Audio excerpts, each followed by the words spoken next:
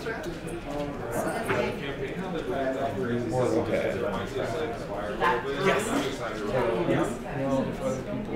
you know if other people signed up with you?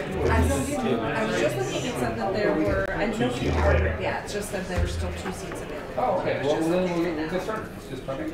Two is good. So that's fine. So this is so the game's called Miracle. The first adventure is gathering. Okay, so while we maybe wait for hopefully one other person, and then I maybe will join in as the last, so we get a full 4-player game in here. I'll explain a few high-level things. First of all, as you can see, I guess we'll start with the faction boards, which are right in front of your face. So on the left side you have, and first up, maybe back up even further, Rome Total War is a PC game that I think was published in 2004, and previously there was other Total War games, at least one, which I know is Shogun Total War because I played it back in like early 2000s, and then Rome Total War was announced. And then since Rome Total War, there's been a ton of other PC games that I don't know if you've heard of the other Total War games over the years. Yeah, I haven't played them but heard of them. Okay, so fast forward to today, or a couple years ago, they decided to actually make a officially licensed board game that you see here. Now, this was fully funded a couple years ago. It's still still in the late pledge mode. So if you are interested in backing this game, you still have the ability to do so. I believe the end of that will be in a week or so, and it was delayed specifically because I told the designer who provided me this prototype copy of the game that I wanted to show this game off at Pound North, and obviously I want to make sure that people have the opportunity to get it if they really enjoy the game. So that brings me to my next point. This is a prototype copy. As you can see in front of Robert, there's some dilapidated looking pieces. I think barbarians look more or less intact, but there's other pieces that are going to not be what you get in the commercial copy. So like these gems will be replaced by actual tokens with the insignia or logo of the units. I'm very confident there's probably other like numbers and names and things that might change. So just keep that in mind. For the most part, though, I would say this is 90% what the final game will be like. So mechanics-wise and everything, it's there. Correct. Yeah, nothing major. Nothing major in terms of mechanics. I think the tech tree, some of these tech tree things may have changed from the very beginning, but majority of everything will be what you see in front of you right now. So, with that said, the objective is simple, just trying to get to a certain level of victory points. I think for like an initial trial scenario, they recommend only going up to 15. So for today, we'll just do 15. And the standard game is up to 25 victory points. Now, there's a few different ways that you can get victory points. The main ways are just getting a lot of gold. Every round, you count up how much gold your income is, and you get victory points based at certain thresholds of gold. You get victory points for winning battles, victory points for development. So you see that there's a tech tree on your faction board, and there's columns, and at the top of each column just shows +1 victory point. So you get victory points that way. And then you also gain victory points for when you take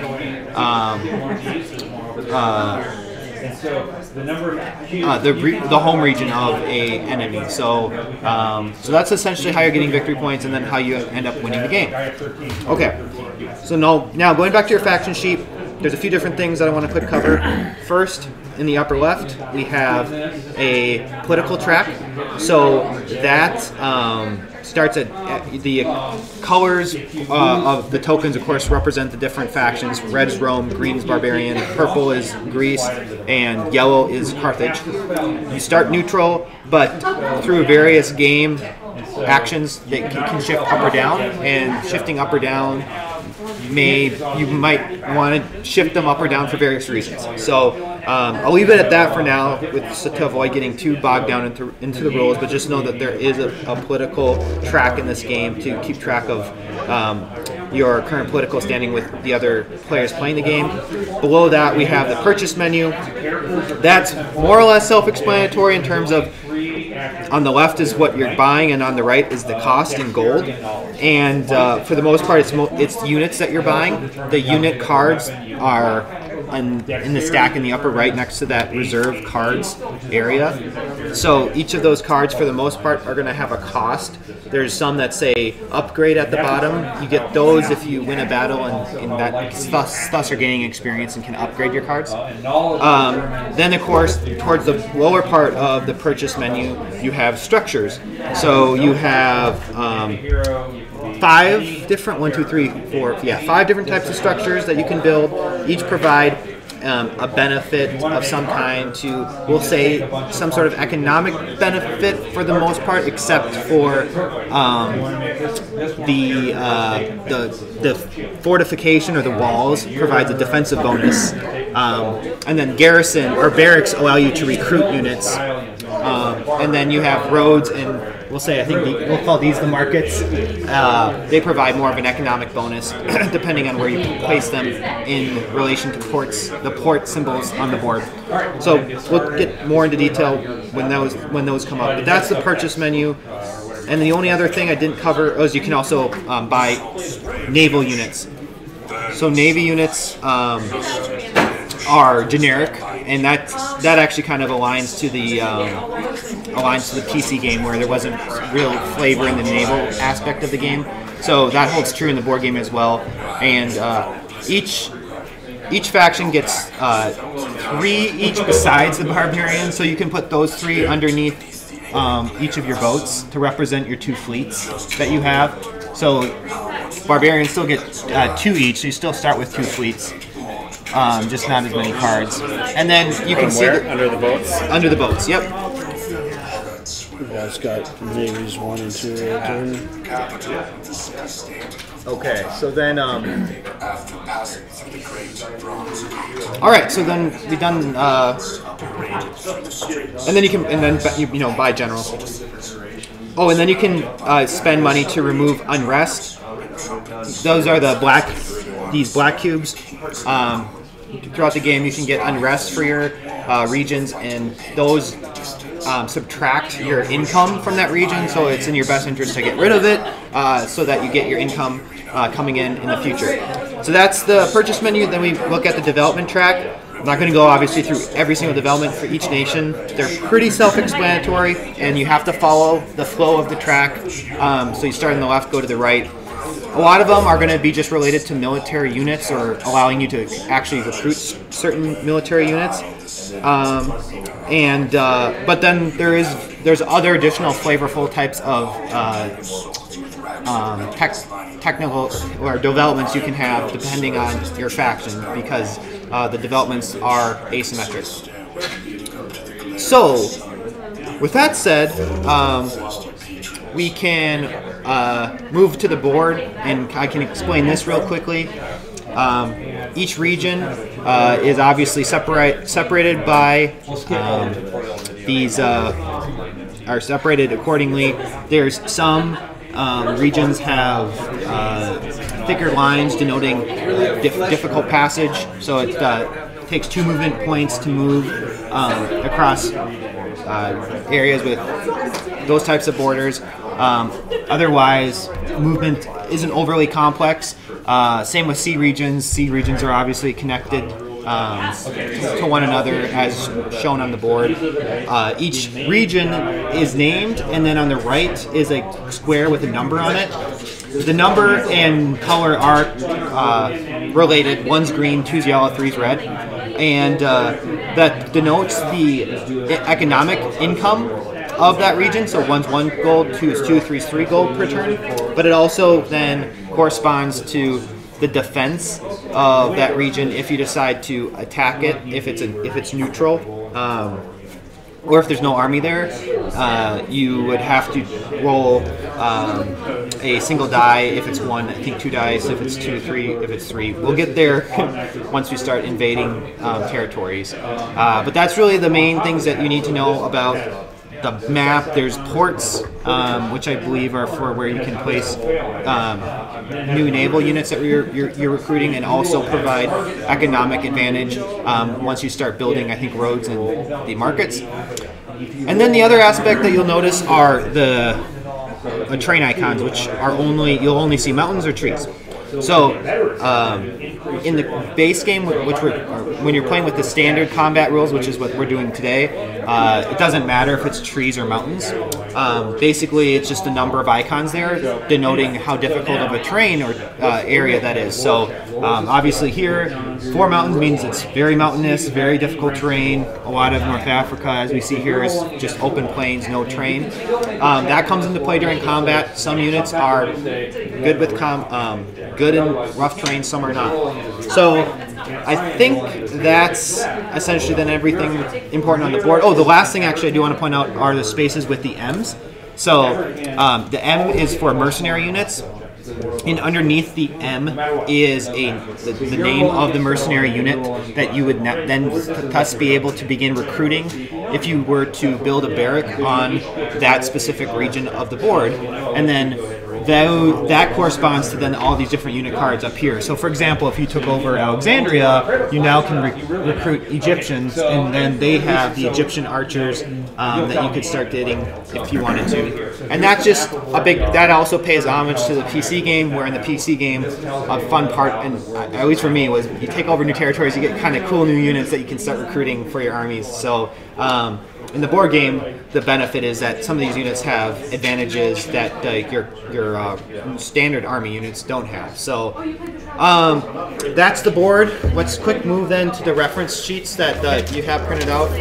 We'll start with the ones with the 2 unit cards on them.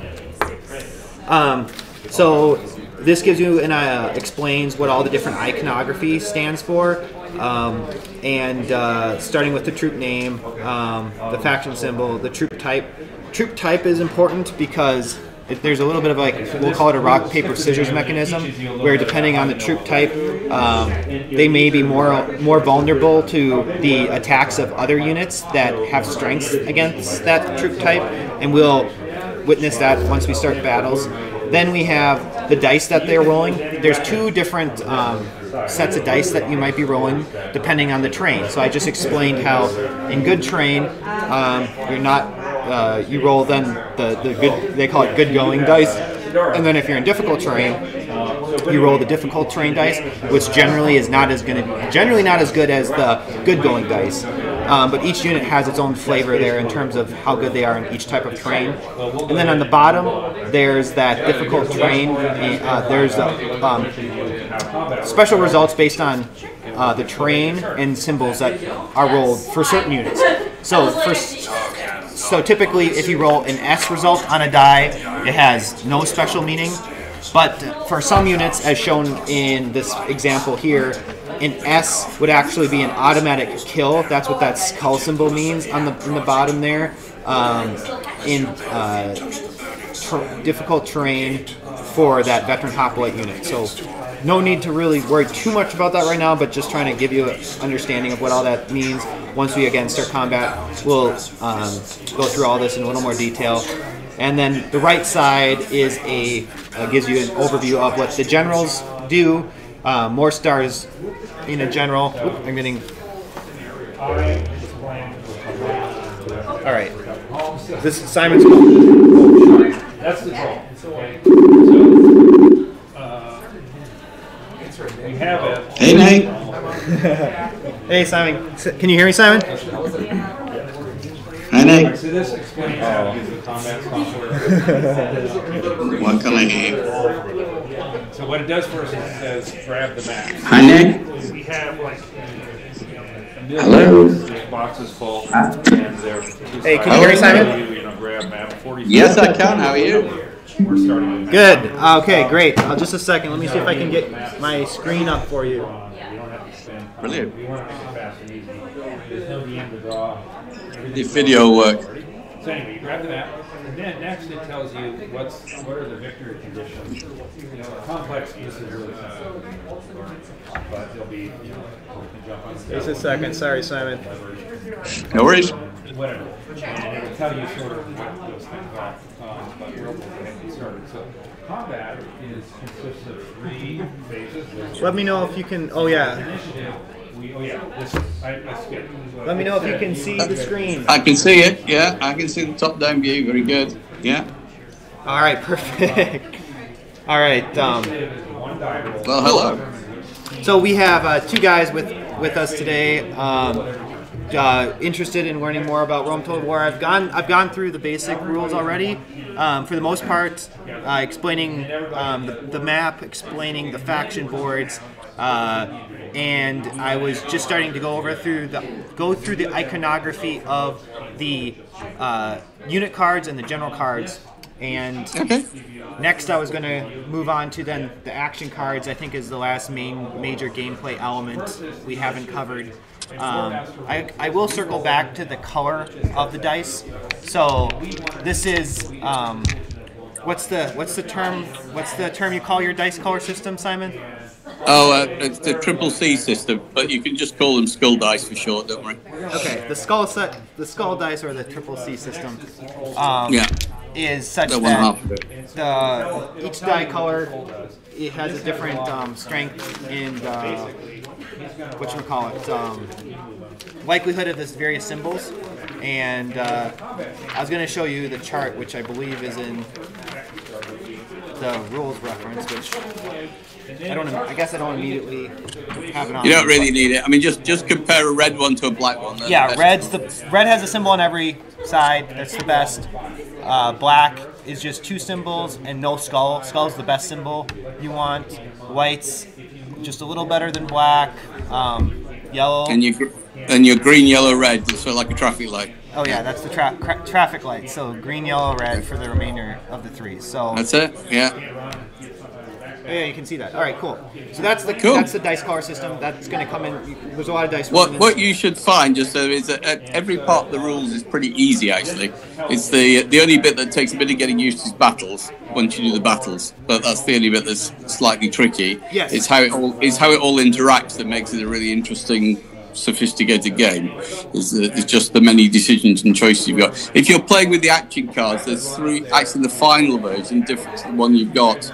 The events at the bottom are graded, so some are red and some are yellow. So as players, you can choose the level of background chaos you have in the game. So if you're playing all of the cards, there are a few in there that are quite dramatic. We like to keep them in, they're quite good fun. But there are 6 that are shaded red now and 10 that are shaded yellow that you can remove if you want the game to have less of a sort of random element in the background. Yeah. So that's... I'll just explain action cards now then, Simon. So in the game, there's all these different action cards that you're going to have a hand of. You get... How many do you get to start with? 5 initially, so you're holding 5 initially. They're designed in the top left to, if you play the computer game, to basically cluster everything that agents could do in the computer game, and a bit more, into a single agent figure by having 30 different actions. Yeah. So these are multi-use cards. You can use them for 3 different things. One is a symbol in the upper left, which corresponds to what's called an agent action, which would occur during the agent phase of the game. And each symbol is explained in detail on that reference sheet. And like as Simon just explained, that's related again to the PC game in terms of the things agents could do or other types of characters essentially could do in the PC game.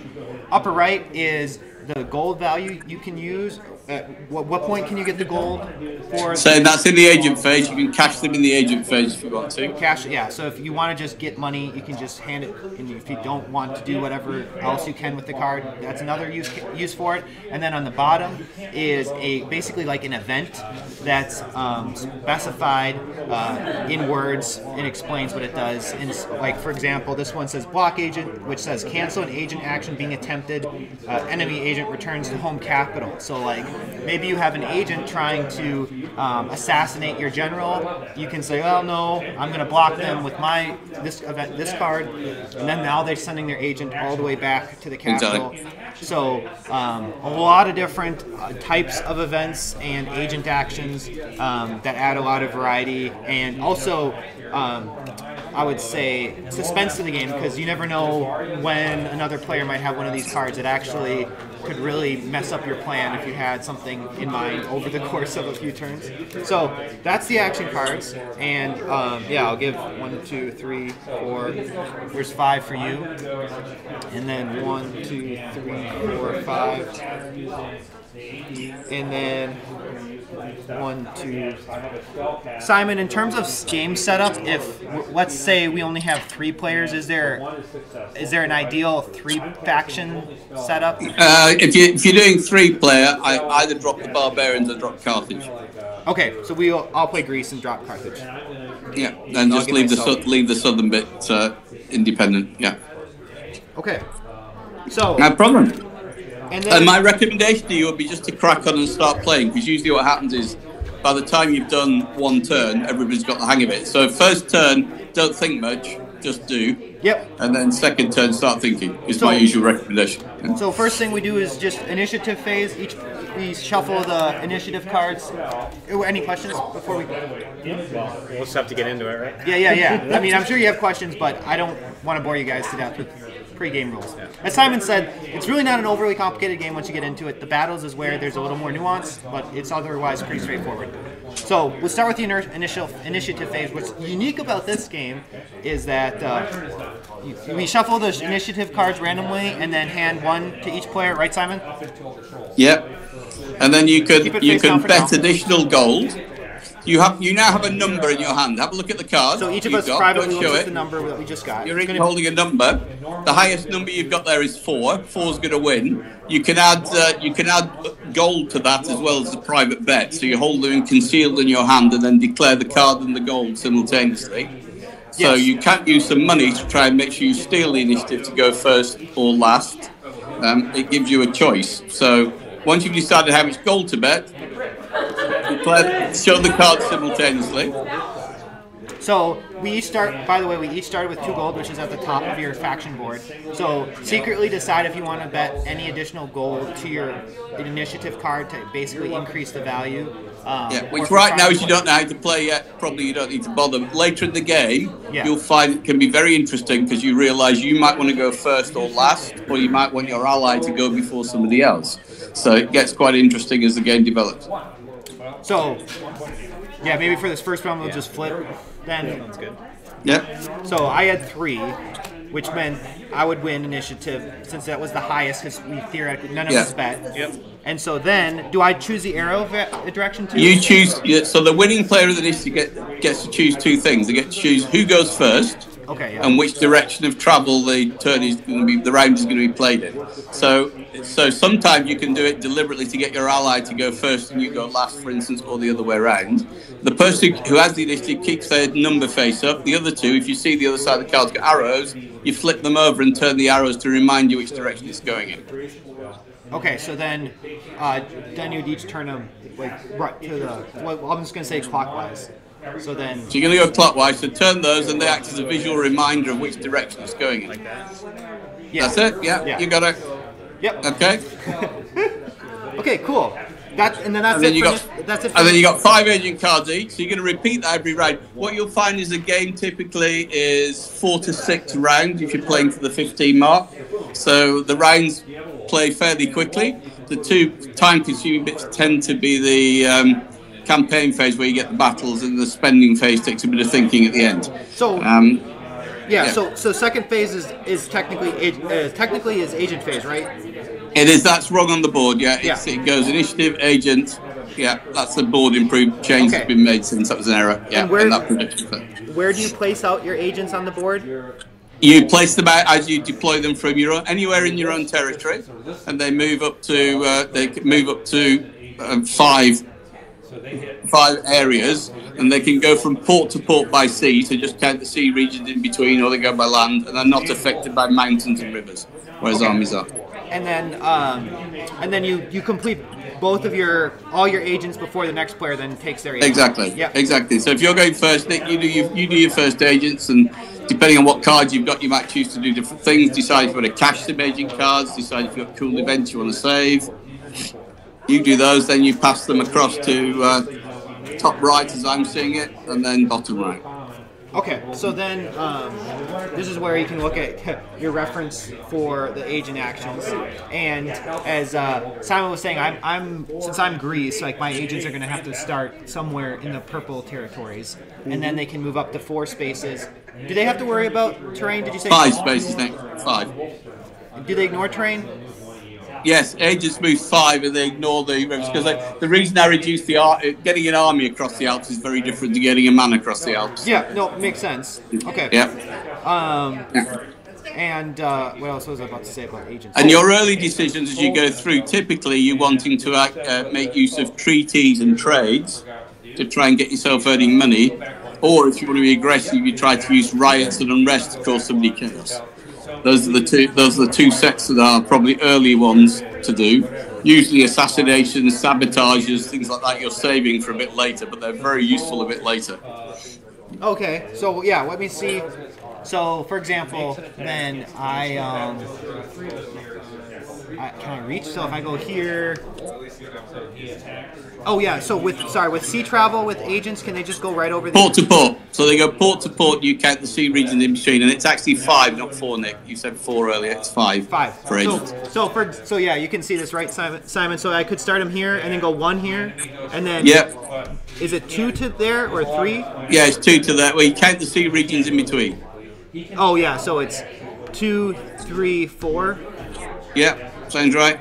And so now I'm in a red territory, which again, this is going to be updated, I think, in the final to make it a little more clear. But this is red, which is Rome, and so now I'm going to play this card, which is the treaty symbol, and that allows me to request an upgrade from an enemy to neutral, neutral to friendly, or friendly to ally. So I'm asking if we both would move up together then.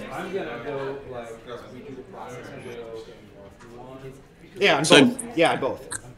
Yeah, so you basically have the option to accept going to friendly, and the advantage of that is you'll make more trade. In the game, basically, accept people going friendly pretty much always. Allies a bit different because you do lose victory point for breaking an alliance. So you may as well grab the friendly because the friendly is worth a bit of money later. Okay. Yes. So, would you like to go into friendly? That's cool. Yeah. Rome and Greece cohabitating in there you go. So then this just goes to discard. So we can take. Yes. Take off Carthage. Take off the yellow. Yep. Yeah. And then you can give me, if you each want to give me a red and green for the victory tracker. All right, so then for my next agent, I will.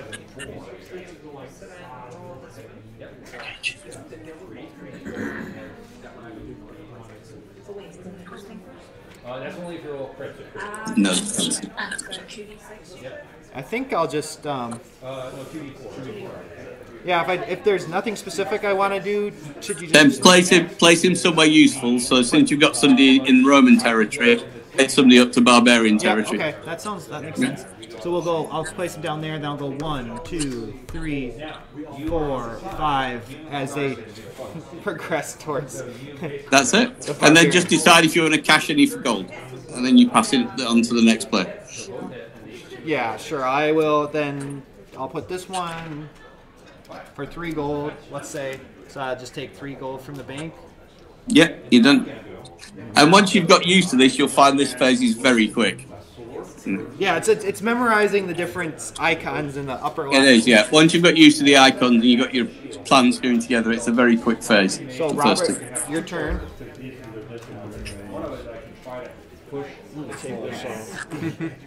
So it doesn't dangle all over the board. Because if I push it back here, it can't attack. You can start them anywhere in my territory. Yep.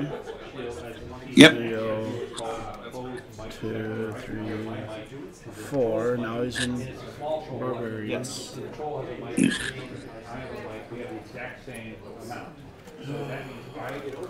Oh wait, hang on here. You don't have any. Oh no, this is his home region? I think so. It's kind of tough to tell. Oh, sorry. It's This, green or this, red. this is That's green. home- This is home green. region? Yep, yep. Yeah. So if I was to, I don't know, play some rioting. Yeah. Yeah. Okay. So you put 2 unrest markers in, and you've wiped out the tax income from that one. Yeah. Yeah. So two unrest, 2 blacks, right? Yep. Yeah. 2 blacks. That takes away all tax income from that region. Yeah. All right. Rome's choosing violence against the barbarians. And, well, I mean, It might be going for total trouble, then it's neutral. just come right across the sea again, and And the image is an image of me, so it's the same in the eyes of the troll. So we have the same, so we both have higher. don't really have army card from the opponent's army. Do you have an armies yet? Yeah, we each have armies, correct. So I don't think I want to do that to you quite yet. You want to save that, then do you have a trade card per chance? It's got like a Unfortunately, vase. no. No. I can inspire my agents, but then I don't have anything to inspire them to do anything. So save that, 'cause that's a good one for next turn. That's a really good turn 2 card to have, so you hold that one. And I think I'm going to cash out this 3 card here. Okay. Yeah, that's good. There you go. All right. So barbarians, how are you going to retaliate to the unrest? Yeah, so I'm assuming that's something I want to like kind of clear out. Yeah, it's a police. Say it takes a gold to Yeah, police. so that comes in the spending phase. You can't. The trick is you can't get rid of it yet. So it is going to affect the taxation Can't phase do whether it you now. like it or not. Yeah, it's just the agent phase right now.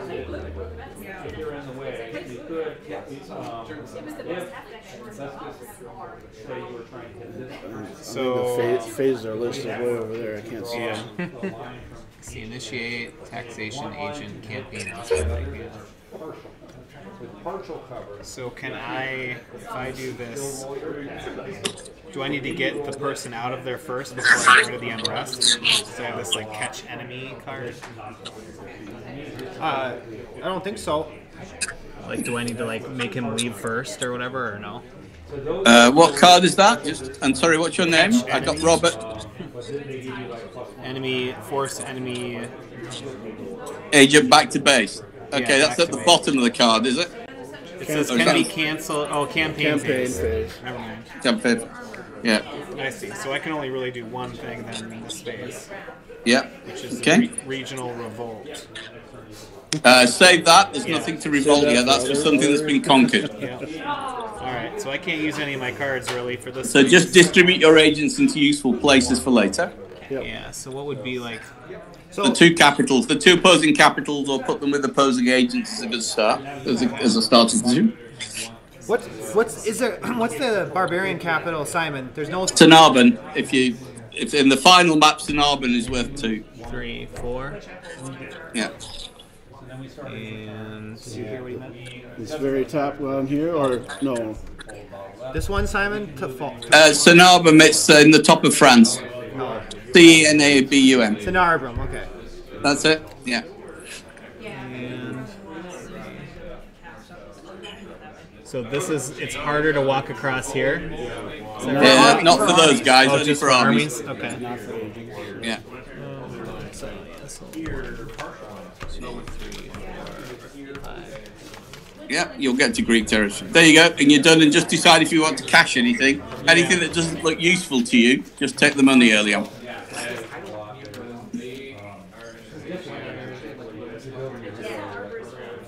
It's always a nice sign if you don't cash anything. It makes the other players nervous. Yeah, that's true. Keep my cards for now. Why not? Oh, okay. All right, so then that was agent. That's phase 2 done. Yeah. So Yeah. now we do taxation. Now you do taxation. Then the easy reckoner is you all have 12 in your home region, so it's easy at the beginning. All you do is knock off anything with unrest. So it looks to me like the Barbarians are getting 11.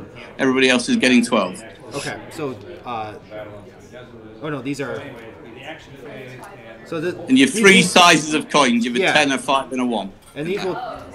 10-5 Yeah, in the newest version, in the commercial They're version, also they're different colours as well. Yeah, they're silver, bronze, and gold in the final version. yeah, so right now it's a little difficult, but here's 5, 5, and 1. So we actually do the agent second as opposed to what the board Exactly, said. this is wrong. Gotcha. Yeah, that's wrong. That's the wrong way around. That was a misprint on the production prototype. So that's why we do them. Yep. Okay.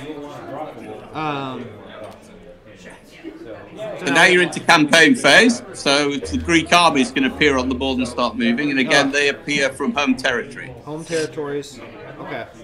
And in the early phases, you're deciding you're generally deciding where to try and expand some territory. And your decision is, do I go passive or do I go aggressive very early and attack an opposing player very early? Both can win. Both strategies can work. So if I start there, the dotted black line is connected, right? That's a straight, so you can just cross that as if it's a land join, yeah. And armies have 4 movement? Three. 3 movement. So now the terrain comes into effect, and also yes, if you try and cross mountain ranges or rivers, you cost a movement point. Yeah. Movement unit. So this one's just 1. Now, do I have to stop since I don't in that territory? If you don't control that yet, I can't see from the board fully, but I think that's not controlled. So until you've got an enemy, the next player in sequence will roll the dice for you. It'll probably be 2 greens looking at it to conquer it. But I don't have to. I don't have to stop, or I have to stop. You have to conquer it to move on because the locals are objecting to your presence. Probably. Okay. So let's just resolve a neutral combat. So since it's a green 1, what's the roll Yeah, off? 2 green. Yeah. So on the board, you'll see where it says a 1 value gold, you'll see it's shaded green. Where it's 2, it's shaded yellow. Where it's 3, it's shaded red. So if you try and take one of those, it's an independent region. It's called. Somebody rolls 2 green, 2 yellow, or 2 red against you. If you try and take a mercy region, just look at the board where there are M's.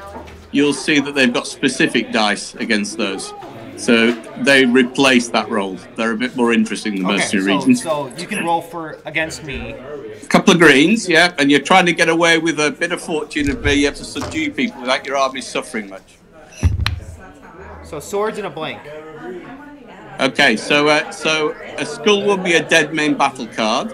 2 X's, 2 swords and spears together add up to a main battle card, and an S is a skirmisher and artillery. So if that's an X and a blank, which it looks like that does nothing, so you put a control marker on that, you've conquered that one for no damage. Yay. Alright, so progress for Greece. Alright, so then and now that army's done, they've done their turn. No, now you can keep moving. You've only moved 1 movement unit at the moment, so you have 2 more to go. So I can still do more combat with that? You can do more, yeah. You can do as many movement units to do. Oh, okay. So some people get very aggressive and their armies die out trying to conquer neutral territory. So there you go. I move on, yeah. You can. Another couple of grades. Go again. An S and a skull. Okay, that's a bad one. So you've lost the main battle card and the skirmisher, and that army subduing that one. So that might put you off trying to take another one. So they go into your reserve pile. Yeah, you only have to show what you get rid of. Okay. So a skirmish, which is... A skirmisher, which is somebody at the top who's got a single bow as a symbol. Yep, okay. And then a main is... And then a main battle card will be a hoplite or an Illyrian infantry or a peltastoid for those on the cavalry. Yeah. Alright, yeah, that stinks. So that stinks, so that hurts a bit, but you've taken control of it. But now you've got the tricky decision of do you risk another one or not. Now, if your army's dropped to 1 main battle card, they disintegrate. That was a lot of gold sacrifice for a 1. So you can get yourself in a bit of a mess and have your army disappear in the depths of Dacia. So I've seen it happen a few times. Okay, so if I want to be done with them, then you just stop and move on to another army. Yeah. All right. So then I'll take out my number 2 army. By the way, so the number of cards is known information, right? Yes. Anybody can ask you how many cards you've got, but not what's in them. The only way you find out what's in them is with the spy action from an agent when you get to look at what's in the army. Yeah. So a big part of the PC game too was when you saw an enemy army on the map, you often didn't know what their units were. but you might actually know. You might know how if it's big or small, but you don't know what type of unit. Sometimes you like it's a huge army, but it's like a bunch of peasant units, and you're like, wait, oh, that's nothing to be afraid of. But from a distance, you might not have that information.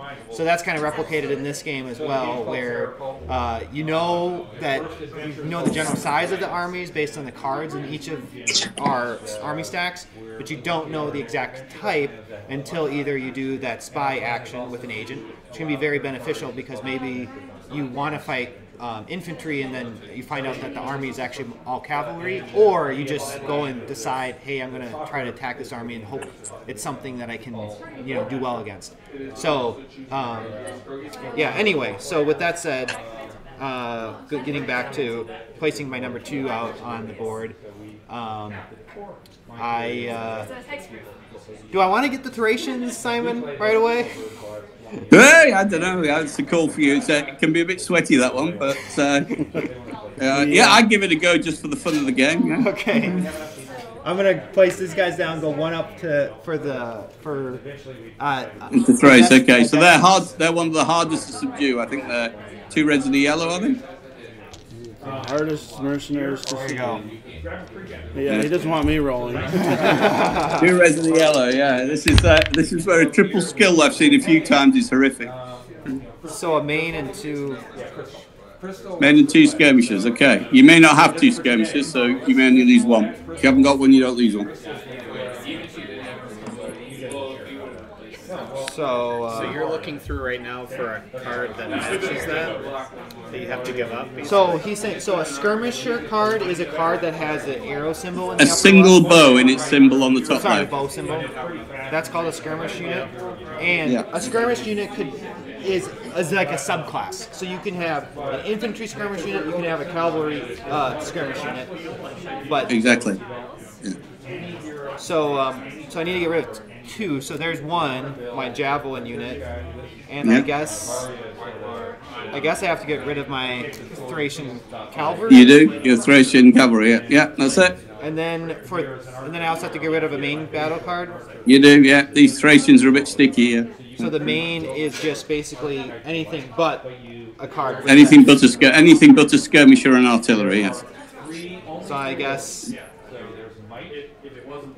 Probably get rid of a hoplite, given you're in terrain that's not very nice in Thrace. I trust Simon. Yeah. So that was a bit bruising. Yeah. But you've got a hold of Thracia. Now what you need to do next is build a barracks in it. Once you've built a barracks in it, you can recruit Thracians into your armies. Okay. From the military pack. Okay. Yep. There you go. So I'll stop there with that army. They've lost. I don't blame you. All right, so we'll do 3 next. 3 will start here, and I'll just move them up there to this Naj sauce. I can't say these things. Yeah. Okay.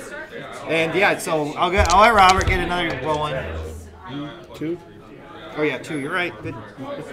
Yeah, mainly 2 greens for the taking territory main. So 1 skirmisher. Yeah, that's not too terrible. You can live with that. Still a man down, but yeah. I played a game last week for Super Bowl evening, and my friend James Hamilton lost 9 cards in the first go taking territories. It was the highest I've ever seen. It was horrible. So, wait, I forgot. I haven't even touched on this. So, in terms of the Navy, they serve as transports. I was about to suggest with your last army, why don't we do some naval transport so they can see how it works? Yep. So start in Athens. I'll give you a just tip. To clarify, the barbarians only start with 2 cards each? No, the barbarians don't have any ships. No Navy. No Navy at all. If you look at the faction board... So if you look at your faction board, the person playing the barbarians, you'll see you have to build it. You get transport fleet, then you get biremes, then you get triremes. So you can gradually get the right to buy ships, but at the beginning, you haven't got anything. Yeah, you see it? Yeah? Okay. So it brings in the character of the barbarian armies didn't really have naval forces to speak of, just a few fishing boats, really. So I can start this, I'm assuming, in my port. Let's start in Athens. Go on, start in Athens, and then board a navy. So you put a navy to sea. you board it, and it costs 1 movement for each to board it. Okay. Then the ships can move 4, and the sea regions are bigger. So moving across down towards Alexandria. Where do you want me to move it? Here? Anywhere down there, and then get off, and then it costs 1 to disembark. So take your army off somewhere like Serene. Yeah, that's it. Okay. And then take that. I'll take that. Yeah. And that's an example of using a navy. Oh, oops. Not that it matters. That's 4. Yeah. In the final copy, there's only 4 generals for each. There's 5 models. We give you a number 5, so you've got a spare in case you damage one. Oh. That's all. I see now. So I still have to Yeah. lose. Jeez. Roman numerals. All right, so Yeah. there's a skirmish that's Like lost. they all look the same. Yeah. Mine are busted. Yeah. Okay, so just to give you guys now the chance, I'm going to stop there. And Robert, then you're next. What do you want to start? That's it. You make your calls there. Yeah.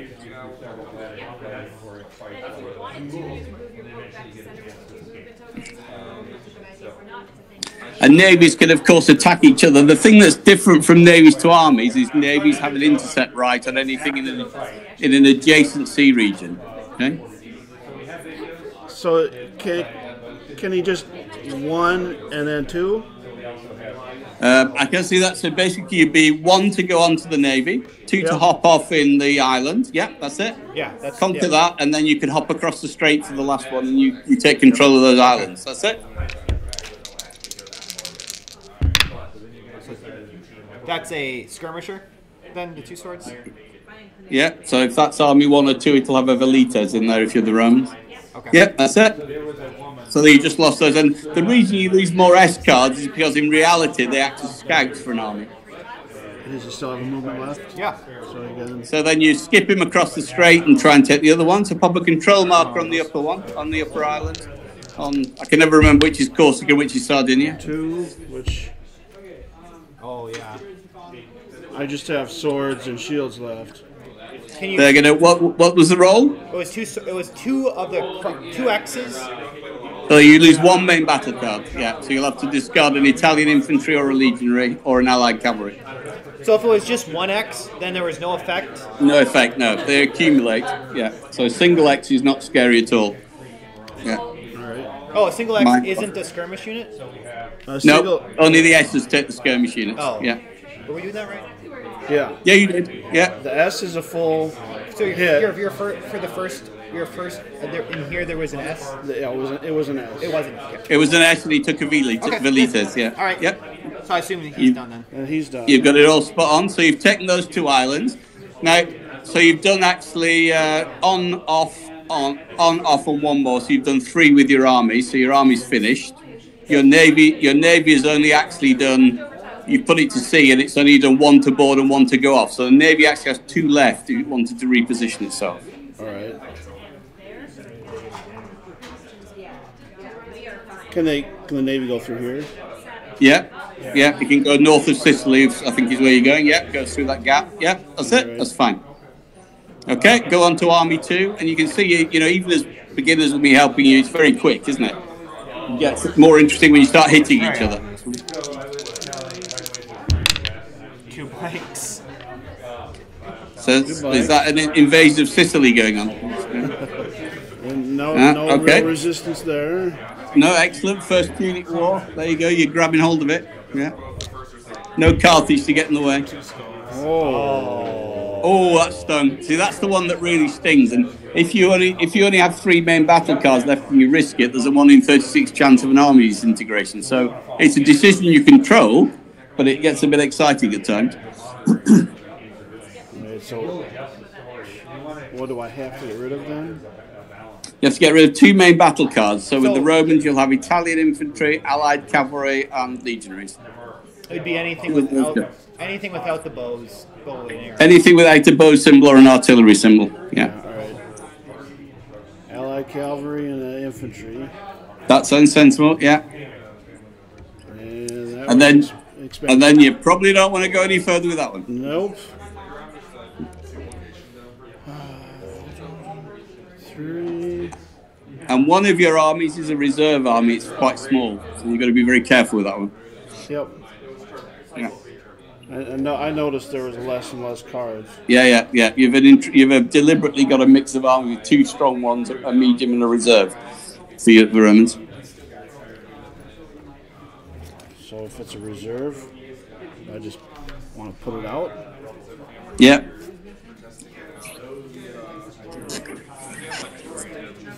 And then just not move it. So he's defending. I guess I'll put him in Rome. I guess. Well, it won't do you any harm. Yeah.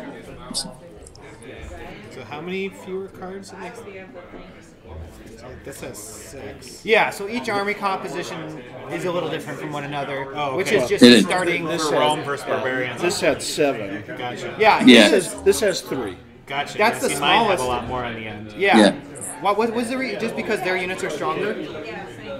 Yeah, and just to give a bit of variety in how they're done, some of the armies. Yeah. Like the barbarians have a Highland warrior one, which is the Helvetii, basically from Switzerland, really, and then 3 lowland ones that are reasonably equal because of how their recruitment works. The Roman cards are very strong, so they can't really afford all big armies. So one of them is a small army to recruit into. I do. I think it was your turn. Yeah, Somebody. So I'm attacking here. now. Okay. yeah.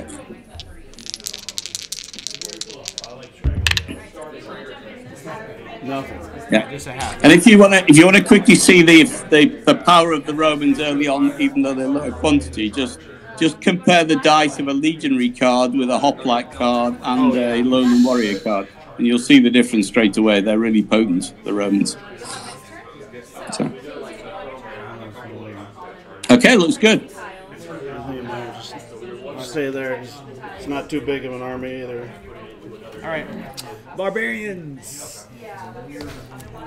Okay, so the barbarian player, the one thing your system is set up because Rome was a nation effectively. Greece sort of was a nation once it was united under Philip of Macedon. Barbarian tribe, you're actually representing about 45 different tribes. So you have something there called reduced antipathy on your board. Until you've done that, if you have 2 armies at the end next to each other at any time, they can shout antipathy at you, and your 2 armies will fight each other. So don't get them next to each other until they've learned to get along. Don't get my armies next to each other? Yeah. Okay. That's what I was trying to figure out. Trying to explain earlier. They war against each other. Yeah. So do I want to try and like kick this guy out with my army first? Is that a good idea? Or the agent? Or can you not do that? Yeah, the army can't really do anything to an agent, right, Simon? No, armies don't do anything to agents. No. Okay. But the agent that's- can do that- something to an army, right? If they're in that with an army. They could spy. Yeah, they could spy on it, or they could assassinate the general. Yeah, all right. So I guess for now I'll just start. I'll go away that no one else is right now. Yeah.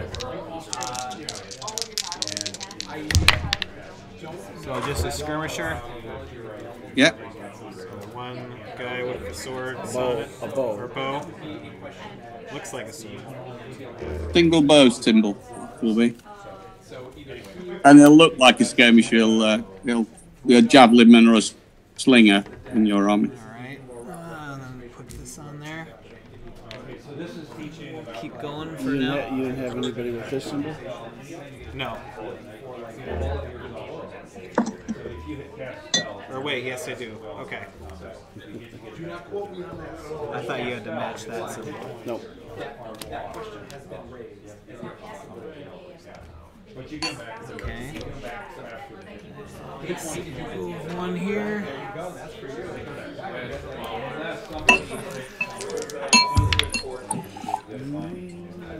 So what's that? Skull. Skull is a main battle card, right? Yeah. So that means, yeah, so anything with that does not have the bow and arrow symbol.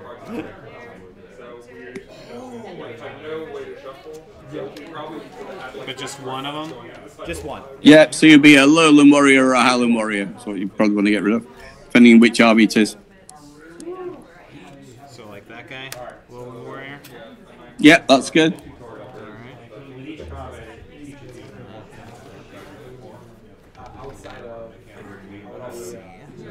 much longer I want to push my luck. I'll do one more at least with this guy. All right. Another skull. So another Lowland Warrior. Yeah.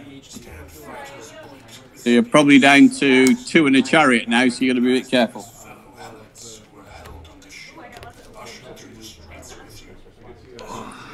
I think if my memory is correct, you're in exactly that moment where you've got 3 main battle cards now. So if you were to try another one and got 2 skulls against you, the army would disintegrate. So it'd be very risky. Yeah, I know. Yeah, I right think. now, Yeah. too. I actually do have Yeah. one more card left, besides the Yeah. main battle cards. But Yeah, but it won't help you if the main battle cards disintegrate. The skirmishers just go with them. So yeah. oh, I see. Yeah, so something I didn't clarify is that in the rules it says, Simon, that if an army only has 1 main battle card left, it goes away. It disintegrates. Yeah. Yeah, so Yeah, so it we all have goes to in the have destroyed 2 pile. main battle Yeah. cards, and that Yeah. then doesn't include skirmish cards, if that makes sense. No, exactly. So if the core army of the main fighting troop gets too small, it disintegrates. So you'd end up a bit like the famous Roman lost legions that suddenly made a movie about that just vanished. Nobody knows what happened to them. Alright, we'll stop with that guy for now. So we'll go over here. Start. Grab this one first. Doesn't look like that's colored. Alright, wanna order that one? Skull. I need like a cheat sheet for what exactly this means. So this is anyone that's not Not a bow. Without the bone. not a bow, right? Not a bow, yeah. It's actually the symbols are on the top of your faction board. Yeah, but just Yeah, and they're on the QRS sheet as well. There's a cheat sheet with them on. all right. So you got you. So the cheat sheet has got 2 things on it mainly. It's got card meanings on one side and agent actions on the other. I don't think Nick's actually got the cheat sheets. I don't think I sent them over. Should I just roll it? Oh, yeah, I can roll. I'll roll. You roll that one. It's cocked. So nothing there. I'll take that all day long. And how many moves do they get? 5? 3. 3? Oh, that's right. The agents get 5. Yeah. Go here.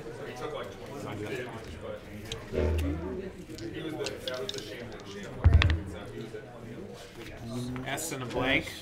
Skirmisher. Yeah. One of the guys with the bow. Yep. Yeah. Once you know the armies, you won't need to look at the symbol because you'll know that it's you're the barbarians. So basically, your 3 skirmishers are javelinmen, slingers, and pony riders. Okay. Basically. All right. So that guy's done. So I can start anywhere that I control, right? So I can pick up Any home region. Yeah. So I can't start here. Oh, No, it's actually any home region or anything worth 2 or more gold. So if you conquered Athens, you can start from there, Okay. or anywhere where you Or built a whatever. barracks. Yeah. So there's okay. Yeah. So you could So I'll start have to there. start here. Okay. yeah. Right. It's telling you what to do. So the spearmen are both in a charge. Is that difficult over that thick line? Yeah. So that took 2 movement points then to go over the thick line. That's right. If you went over the mountain range, yeah. So two. Is that 1 main 2 or S. 1 skirmish? What is it? 2 S's, 2 X's. 2 X's, 1 main. 1 main. So think of an X as half a main battle card. So a wound, as we nickname it, a half kill. So that's like 1 lowland then. Yeah. Yep. And I've got 1 move left. Which there's 2 spots at the moment. Yeah. Yeah. Got 1. 1 main. Same story again.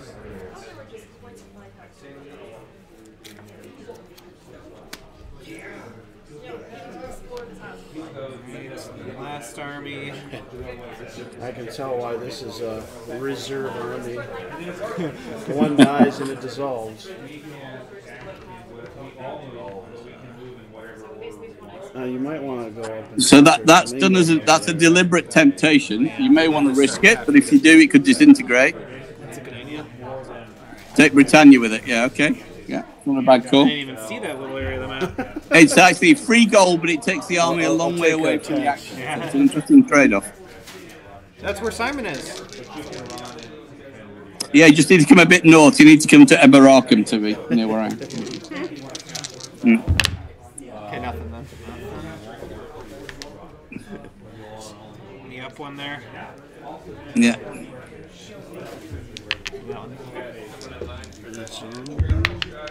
Nothing. Oh, he's getting scot-free here. So far.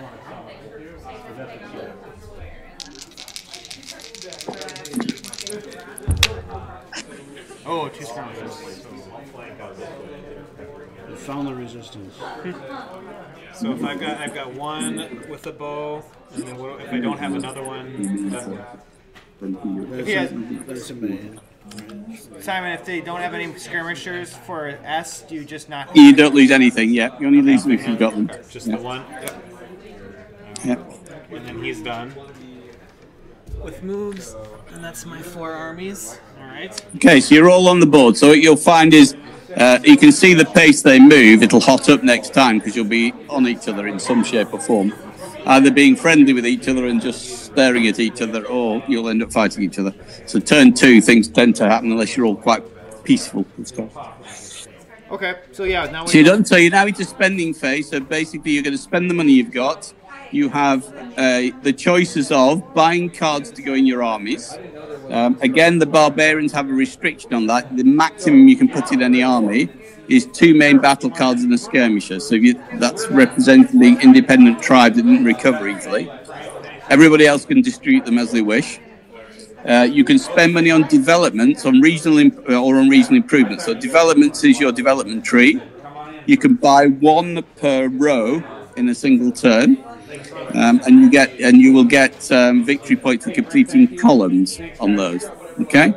And the third thing you can spend money on are regional improvements. So you can put up to 5 in total in a turn of markets, barracks, and walling. They're 2 gold each. And just to give a quick summary, markets have 2 benefits, really. If you put them at a port, they will add 1 to any trade deal you do. If you connect them with roads, they'll add 1 roads to other markets of yours. They'll work with each other and generate you taxation income. A barracks will turn any independent region you've conquered into a garrison region and make it harder to take. And walling makes anything harder to take that's already garrisoned. So if you put walling around Rome, it makes it very difficult for anybody to take Rome. And then you can buy as many roads as you like. And roads you put across the boundaries, and they can go across straits as well, which represents ferry systems. And an army can move 3 for 1 movement unit along roads. Okay, so you'll gradually get this 3D development on the map, and we've got some really pretty 3D buildings that go for those. And then the only other things you spend on are either the police forces, so 1 gold to take away an unrest marker, or alternatively buy a new general if you've lost 1 for 2, or buy a new agent if you've lost 1 for 2. Okay. So what we do is you lay out your spending where it's going, and then you declare it in turn. So you work it out simultaneously. You don't wait for each other. Just once you're all happy, then declare it in order. Okay. So And then if I leave you at that now, because it's getting a little late over here, but if you desperately need me, buzz me. okay. Yeah, I was gonna. And all you're going to do is you're going to repeat this with the addition of battles, and Nick can show you how to do those, and gradually taking each other's home regions, which is a bit trickier than that because you don't just do a simple roll. You actually get red dice, and you actually have to beat it with your army to take it, so it can be quite difficult. So taking Rome or Athens is a pig. It's a very difficult thing to do until you have siegecraft on your development chart. Okay. Okay, guys, have fun. I hope you really enjoy it. You usually about turn 3, things have clicked and everybody's going, I know what I'm doing now, and you're up and running. Obviously, at the beginning, it's a bit of a not quite sure what I'm doing, as with any game. But have fun. I hope you like it. Thanks, Simon. Have a good night. Take care, guys. Bye. Bye. Okay. So, did you hear some of it. It was kind of hard. Yeah, to I know. hear. I was gonna say I understand that you guys. I didn't want to blast it. Yeah, too right, loud. yeah. So now we spend simultaneously. The gold cost of it, everything is explained on your boards. Yeah, so this is like adding back to your army size, basically. Yeah. So let me double. Just quick want to read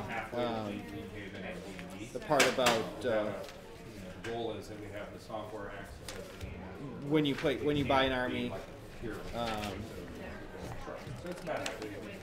if you can just add it. And the game's called Paracle. The first adventure, The Gathering Darkness. We still don't have a lot of other adventures. Okay, so you can buy troop cards or ship cards from your reserve stack by paying the gold recruitment cost on them, and you must assign all new cards to your armies, observing the maximum size limit of each army, or use them to build a new army under a spirit general subject to these conditions. So lines of communication. You can reinforce an existing army only if you trace an unbroken line of communication all the way to a home region through regions you control or that are controlled by an ally, or sea areas occupied by your navies. So I don't think that should be an issue for any of us. At least not yet. Yeah. So in short, yes, you can just add guys back to any existing army. But didn't you say something about how like there's limits on what the unit mix or something like that? Yes. So let me confirm that part. I wish it was in. What's that? We've done turn one. Turn one. We're still churning. Almost turn one. Yeah, almost done with turn one. Because they want to go and try to pick a different. It goes 6 turns. That's what he said. Oh, in terms of the turn duration, maybe he was saying that. That's how long it normally lasts, kind of thing. Oh, actually, no. I think you're right. I didn't even say that. I think after. Most fun to create your own hero books. We have time. This is the hero creation book, but we'll use our pre-gens. So these are pre-gens, so you can pick. It does only go up to. So we've got Varia, 4 turns. Vetter, and pick which one. Varia has a sword and shield. Well, Varia, and I think whatever. I think it's 15. I think it's based on the point total that you decide on at the beginning of the game.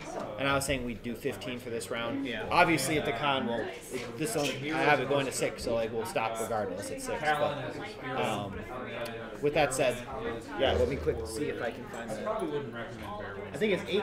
I think it's 8 cards maximum that you can have in an army.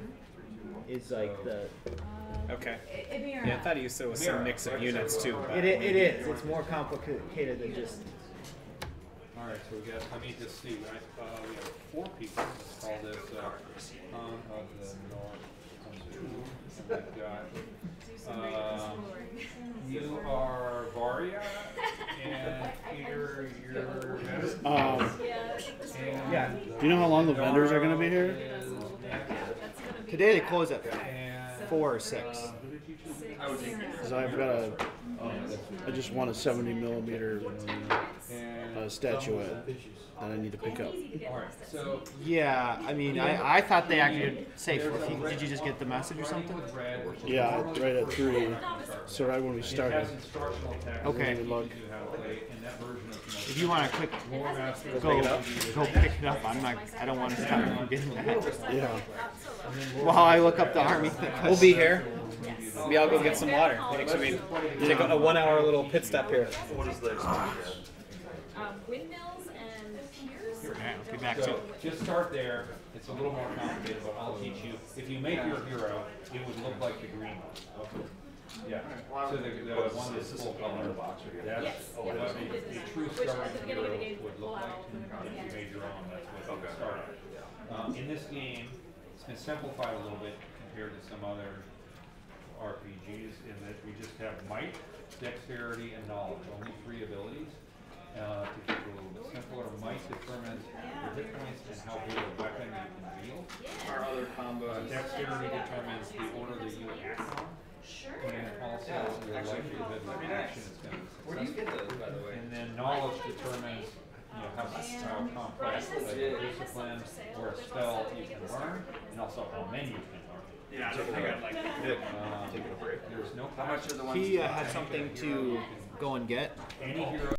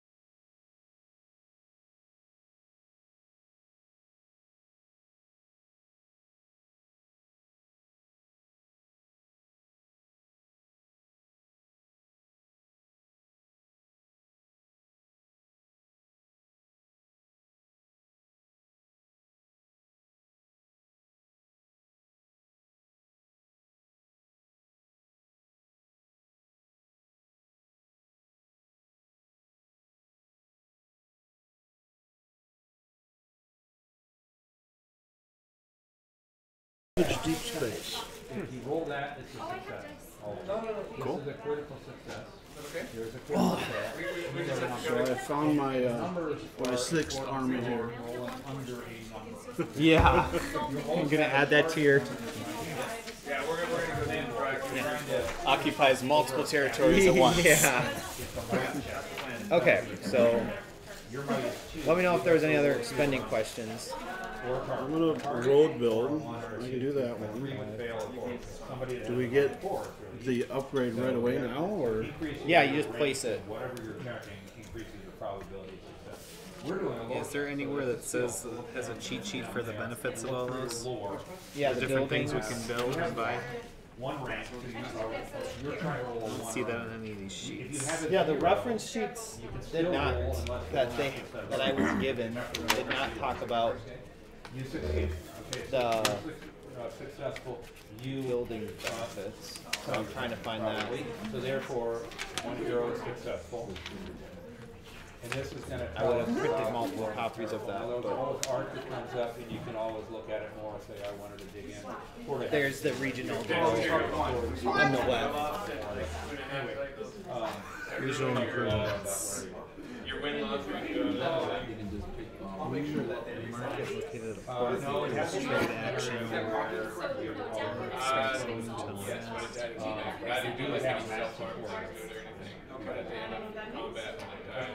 We do have plans to have. Programming tribes, peaceful gains adjacent markets without the need for roads. So you don't, if you do that, you don't care about roads. And there are 2 each.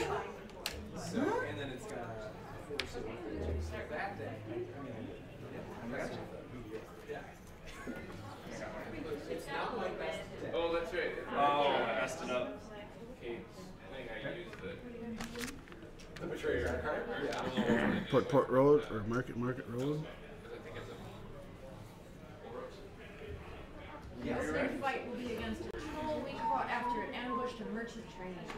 It ate 4 soldiers and killed 2 horses. So I need to before play it was that subdued. bacon. We haven't fed it since we changed in the animal pens I didn't last say week. that. Bacon. By now it's been driven mad. I wanted to play Any of you feel that's brave or foolish enough to fight it? Tarkin glares at What's the massive cost of nuts. walls? Tarkin before him, his eyes settle 2. upon yours and he steps forward. Yeah. You lock All these, piracy, friends. all the buildings are 2. Everything's 2. Now, this fighter's bound for the sands of the arena. Pick your steel and pray to Sindor that it serves you well. You'll either leave the victorious or you'll be torn to pieces by the troll. Now move! Okay, you're not invited.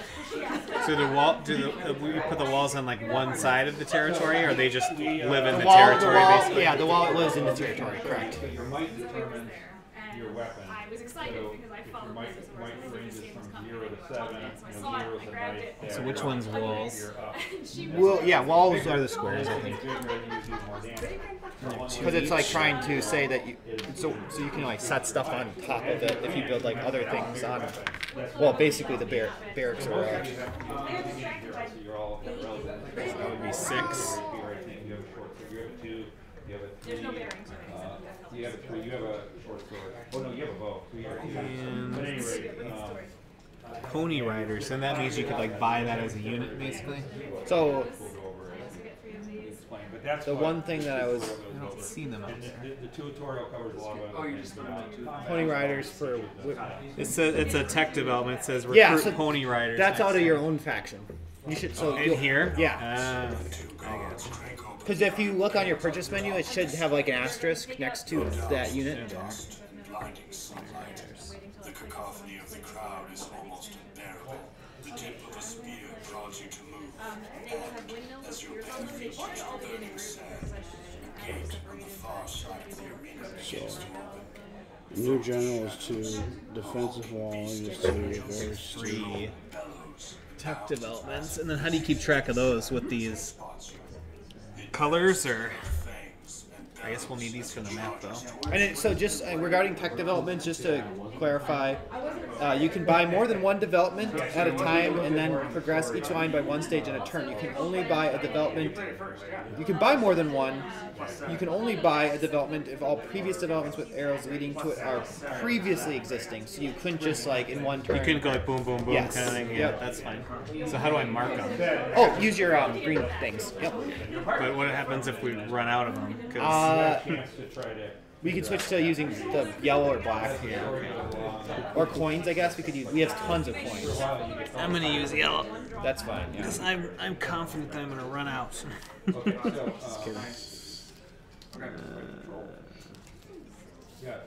Some people do like to give me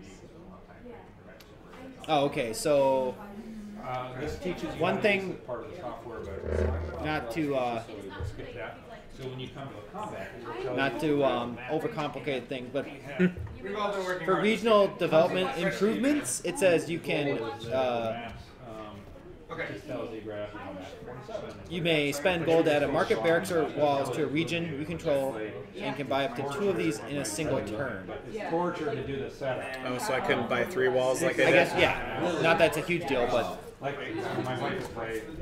Well. So what can you buy? You can only buy 2 of each improvement. Anyway, but our goal is put it out and everything's there. That's it. but that's I think specifically for markets, barracks, or walls. It says And roads. you may buy roads for 1 gold each. These are placed between 8 adjacent regions, and you can buy up to 6. Oh, you can buy up to 6 of these in a turn. And you can only make 2 improvements. You may only make 2 improvements to any region in a single spending phase. So you can put 3 things on 1 square or whatever. If you have built all the improvements in a region possible, So we're going to use this for so that's the you can build an ancient wonder there for 6 gold. So that's how. That's a whole other thing. That's a triangle or pyramid. Okay. So that's the one caveat regarding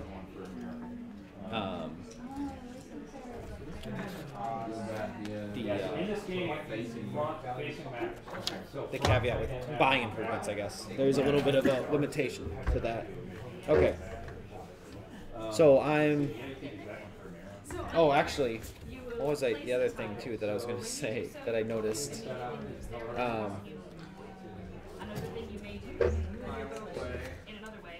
So the roads make it so you get to travel for free, or Yep. So And it they doesn't connect. count And as they connect markets. Now, the next thing is we'll talk about the scenario. This is the And I got one for free. So But you will describe there's lava and there's a table and this is what that happens. So I'm going to spend Let the tiger out or whatever is happening. 3 for the. This is I get a 1 coin here. Putting a tile immediately moves you So up there in without combat, this will help you. There's 3 phases. The first phase is initiative. It's rolled every turn. That. It's the dice get Oh, rolled you got 3 developments, so then you would go up 3. Ooh, on the board. You're on the board. everybody on one team. Oh, this will be fun because these don't really stack on. Take your actions from the highest. I guess they kind of stack. Which is determined by your Yeah, they And stack. development is you pay the cost on here, right? Yes. Yeah, the cost is listed. Okay. will guide us, including the bad guys, so they'll be mixed in there. Okay, so the software will roll the initiative for us first. So one of mine was for next turn. I get an extra agent and 6 agent action cards. So do we turn these in, or do we just keep getting more of them? Oh, I think normally at the maybe it's the beginning of the agent phase or something. I want to say you draw up to 2 more, or let me quick see where. We're about to get there, but yeah. Yeah, so there is an error in this. This is where Sindaro and Var A few of these here. had some errors in the so it looks fine. Yep. So the first round, we all are dealt 5, and then it says after that, you replenish your hand back up to 5, and then it goes up to 6 if you do that one. Yeah. So, but you can't like swap them out. Like I can say, hey, I want to get 3 new ones. No, you just have to sell them. Okay. Yeah, during agent phase you sell them. Gotcha. And then have to wait till the next. Yeah, yeah. Okay.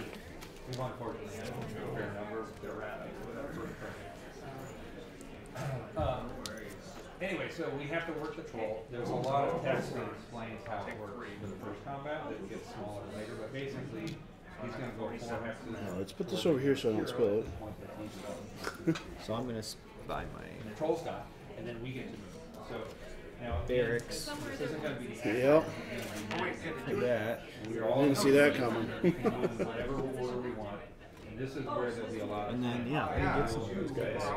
decide what you're going to do. So, for example, Arya, you're like to be up front and smash the Oh, 4 gold. Oh, but see, yeah, so then I guess it said from next turn, but 1 mercenary unit in spending phase for next turn. Cast a spell. So you might want to say, hey, what's So I assume that means, like, I get it for free. You're going to say, So how do you? Oh, that's right. There's like Roman numerals on these, right? Yes, to keep track. so better I know. Tell which army. That's I think a little bit of a brain burner to try to in your mind try to keep track of what you have in each army. So when you want to add cards to your army, you just pay for it, add whatever it, you want as long as you have from your that deck. line of communication. Which I guess I don't for this unit because I don't have a contiguous navy back home. And it was how much for each? Oh, it's right here. Which I guess makes sense that I can't just. So I didn't put anything in 1 because he's on those 2 islands with no navy. So Yeah, because there's nothing. If you had a boat here, then you would be okay. so good. I unintentionally obeyed that rule. You can't move more than so that's true for you. You can't move more than 1. For you, more than 1. And you're playing. Yeah. And so you want to summon things. Actually, what's the? Now you can't move more than 1 hex and shoot a bow either. However, you have an exception because you took a discipline called shot on run. That allows you to run and shoot. Normally you can't. So like if I was building better, there's a discipline for better that's called cast on run, and you can run and cast spells if you learn that. So, anyway, so you might just keep that in mind. If you choose to run up there all the way better, you might not be able to. You might get hit. Yeah, that might be fine if Arya is with you, but you might want to talk and see what you're going to do. And Cesaro's going to stay back. And now the other thing about this is that front hexes matter. So these are the 3 front hexes. Those are the only 3 hexes that the soul can attack. These are rear.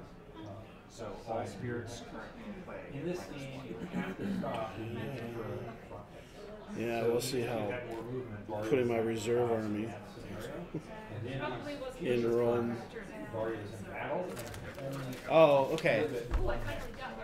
So to further clarify, I think this is the latest rules. I think because I was reading off these, but not that this makes a big difference. But it says here, with the exception of roads, you may only make 2 improvements in a single region in a round, and a maximum of 2 of each type total. So you still can only do 2 total of the walls. Okay. But you're not just limited to 2 things total. Sure. According to what I just said, which, like I said, and then a maximum of 5 regional improvements in total in a single round. So it's 5 total, I guess, instead of what I thought maybe was 2 total. Yeah. So.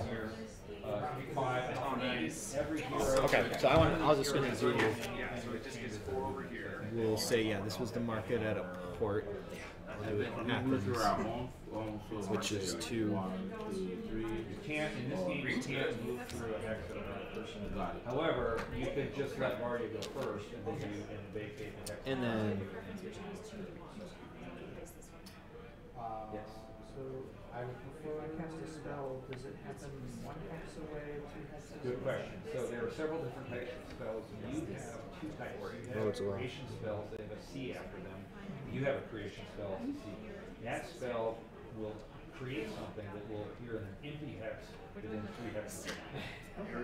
So you want to make sure you want to summon a wolf. And so you want to be 3 hexes away from the troll. You are 3 hexes. You could move 1. Yeah, I don't, actually, I'll be honest. I didn't quite understand how the roads work. You put it between 2 markets, so it generates even more money. Oh, the roads. Yeah, And then armies can move for free over roads. because it says in here that the moving up. Allow fast movement between regions, even across rivers and mountain ranges, covering up to 3 land regions for each movement unit spent. Yeah, I'm thinking I want to create the image. So if they're connected, I get that you could go like from here to here for 1, because that's up to 3. I take 1 damage because I have defense. But What about the markets then? and then the markets. So I could summon it. Would it In addition, markets that are linked by roads to other markets gain 1 gold extra in the taxation phase. So So yeah, it's like 2. yeah. One for being a market, another for being connected to another market. A market, yeah, a market alone. A market has to be at a port. Improves any trade action for you only by 1 gold per market. In addition, markets that are linked by roads. Yeah. So would it be every pair of linked that generates 1? So and the way that I'm interpreting it is. So I can hit it and then I won't be able to cast my spell. Oh, yeah, you're here. Sorry. The way I would view it is this is definitely at least 1, because it says, in addition, markets that are linked by roads to other markets give 1 gold extra in the taxation phase. So these are markets linked. Yeah. Or it's 1 and 1 since they're linked, so it's 2 total. I'm fine saying 2 total. Okay. Table roll. So anyway, we'll say that was the spending phase, meaning we move back to. Oh yeah. So developments. I got the. I'm not in the front 3 though. You're not. Oh, I moved myself up. I meant to do your 3. All right. So what are all the ways you get victory points again besides the developments? So then it's also income, and then income. So winning battles against other in army battle, which is like PvP battle, and then also from income. And that was where I was trying to figure out at what point we technically would have been getting income victory points, which I think is actually during the And you will do that during the action phase. taxation phase, You moved 1 hex or not? which he didn't bring up when Simon didn't mention that when we were I will. Like you either move or you don't, but that's going through that the first time around. But when I'm looking through here, I didn't see on there. That's why you want to coordinate. I'll move up so that I'm closer. That sounds good. And then lastly, Other time where that was listed when you most archers would only be able to go 1 and shoot, and then not only that, but you would have what's called cover. Go ahead. sorry, I'm just trying Cover to. is It has 7 if, health. if you can't even draw you draw a line from both sides. If one line goes through somebody, Keep track of the other victory one doesn't. points when the first player reaches blah blah blah. Shot, but doing so, you have to roll this die, and if you roll that, then it's stopped by your cover, and which means you might gain friends. However, you have shot on runs. You can actually go 1, 2, 3, 4, 5, all the way. Then there's 8 No, that's right. So, okay. taxation There's phase. disciplines that allow you to ignore cover because you're and which casters might want to do too, because same thing for your spells, if you're throwing stuff. Oh yeah, so for by the way, for taxation phase, it specifies further 1 gold for each market connected by road to another one of your markets. So then to me that would mean this is 1 because it's connected to another market. This is 1, so it's 2 total. That's how I would interpret that. Whatever order you prefer. We can just go in this order. We'll just go ahead and do that. So you're going to cast a spell. Yeah, but I'm honestly not seeing specifically where we're getting victory points. So I'm just going to say we do it now. So you would total up your income, So you have to roll 2 and for example, for me, it's all your obviously. Well, I guess it depends. Most of us only get 1 for each of our territories. So it's 1, 2, 3, 4, 5. Oh, sorry, that was actually 2. So it's 1, 2, 3, 4, 5, 6. Then 7, 8, 9, 10, 11, 12, 13, 14, 15, 16, 17, 18. So then 18 is within the threshold of... Well, isn't this a market, so it's automatically boosting it another one? I don't think it means anything by itself unless it's connected by the road. Or if I'm doing a trade action, then it says that if you do a trade action, you get an extra coin for having it. So anyway, gain 1 point for raising 20 or more gold. So I don't even get a victory point. So you have to get at least 20 for it to get free. Yeah. But eventually, like, you'll be consistently getting at least 1, if not more. So I would get 0. For year, so I see 1, 2, 3, 4, 5, 6, 7, 8, 9, 10, 11, 12, 13, 14, 17, 18. You count yours because I got 19, but I don't know. 1, 2, 3, 4, 5, 6, 7, Like what spell is that? 10, 11, 12, 13, 14, 15, 16, 17, 18, 19, 20, 21. Oh, now I caught 21.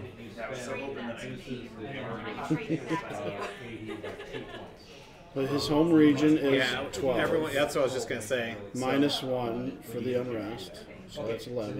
Yeah, he's got a lot of those green. 12, 13, 14, 15, 16, 17, 18, 19, 20, 22. Now, just so you know, You got 22. you can choose Either way, 21, 22, then that's Still over 20. Still over 20. And for I'm only at like 19, I think. including 2 for. Yep. Okay, so then we did that. So now we'll circle back to initiative phase where we once again shuffle these. Yeah, you hit. So then you roll your damage. Oh yeah, saving gold to bid for going first. What's that? All right. Here gets to go. Now you're shooting at the rear, and that gives you a bonus of. All right, everyone secretly You're gonna hit on place your bets. Okay, pick up. All right. So you're first. and normally you only attack once in a turn, but you have double shot, which allows you to take. But I don't want to go first. Oh no, I choose. You choose. First. You do choose. Oh, you choose who goes first? Yes. So you did 6. So. Didn't you say with it we draw back up? During the agent phase. Yeah. Okay, the troll gets to go next. And then I choose to go first. The player with the highest initiative total chooses who goes first and the direction of play for this he round. attacks against every embattled And direction of Clockwise play. or counterclockwise. Well, seeing as how I'm friendly with Greece, I think we're gonna go counterclockwise. Okay. So, And you're gonna start? To roll the Yeah. attack, but he's gonna attack both. Unfortunately, both. So I think Oh no, Right. he rolls. you might point towards him, and he points towards So me. he's rolling against you better. I didn't get what he meant by that. He hit. And then he's also rolling against your image. Do you want? Are you going first? Yeah. Yeah. Okay. So then He hit. agent Your phase. image, unfortunately, is popped. And then better. So we got 3, so I'll need 2 more. Oh yeah. Do you have any Sorry armor guys. better? If you look at the bottom, I think you have a shield. Bottom right. So. Okay, bucklers. And then did you get that? the Yes, yeah, so I just get 1 extra card because I still had 5 from last time. You take 4. So you take 4 of those off. Right. So you're not doing the other off. So, and Sidora gets to go.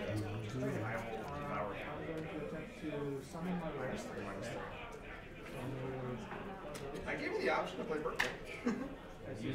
Hey, DRL, thanks for the question. Sorry if you said this a while ago. Oh, by the way, if you're curious, we have. That's the first. That was the first chat message that we got today, asking about the solar system. That probably, I don't know. You probably sent that in maybe after Simon left. the Solo system I know is still in development. I've asked questions about it too. There's another guy working on it. So he published some Solo. He's published a rough draft of some Solo rules, but I think it's still a work in progress. And I'm sure he's looking for play testers if you're interested in doing that for him. Because you summoned him, you can give him a name if you want. Okay, sorry. Go ahead. Again, I don't have any trades. Yes, so the wolf hits on a 4. So, yeah, wolf. Sorry, I have a couple questions here. So, I have. So a lot of these cards have different phases, right? On them, even though they're agent cards. Yep. So how does that work? It just applies later, or you play it later? You play it. You can play it within any point of the phase that it says on the bottom. Right. For the we're in like the agent phase now. Sorry. Let me clarify. The part with the phase part at the bottom is applied to the event, which is like the bottom part of the card. So we are in the agent phase now. So if you have a card that says agent phase, that event, you can use that card for that event in the agent phase. Some will say campaign phase. Yeah, like I've got a lot of those. Yeah. So I would still play it now. No. So that's if you would rather use it for the event. Then you use it during the phase it specifies for the event. So you're either playing it for So I would play it during the campaign phase, during my turn. Yes, whenever it's relevant in the campaign phase, that's when you would play it. So like, there's ones that boost general rating. So then, and that's its campaign phase. So like, well, if you're about to fight, then you play that one in the campaign phase to help boost your general or beneficial wins. Move one fleet, one extra movement. So, I'm moving my ship. I'm going to play my beneficial win card to move one more. That's the ones that I have. So. 80 is the final action guide that's determined from your dexterity. Your 80 equals your dexterity, except it's adjusted if you take armor. It goes down if you get heavy armor. And there's disciplines that you go up. Like, for example, Amira has archery. So, if she's using a bow. If she's not very good with the sword. But, so I mean, I don't really have anything. I'm just going to move my agents into your capitals. And then sell. Okay, so sell this. You only sell one card? Or? I don't think there's a limit. The rule is it must be a base all bows and I'll quick double check that just to be 100% sure, but he can rotate. And he will at the end of the turn. He's going to rotate. I will do the greatest number of decks. Okay, greatest number, not the greatest damage. I'm going to say that there's no. Okay, so then we get to move if you guys want to move around. Yeah. Okay, I'm going to do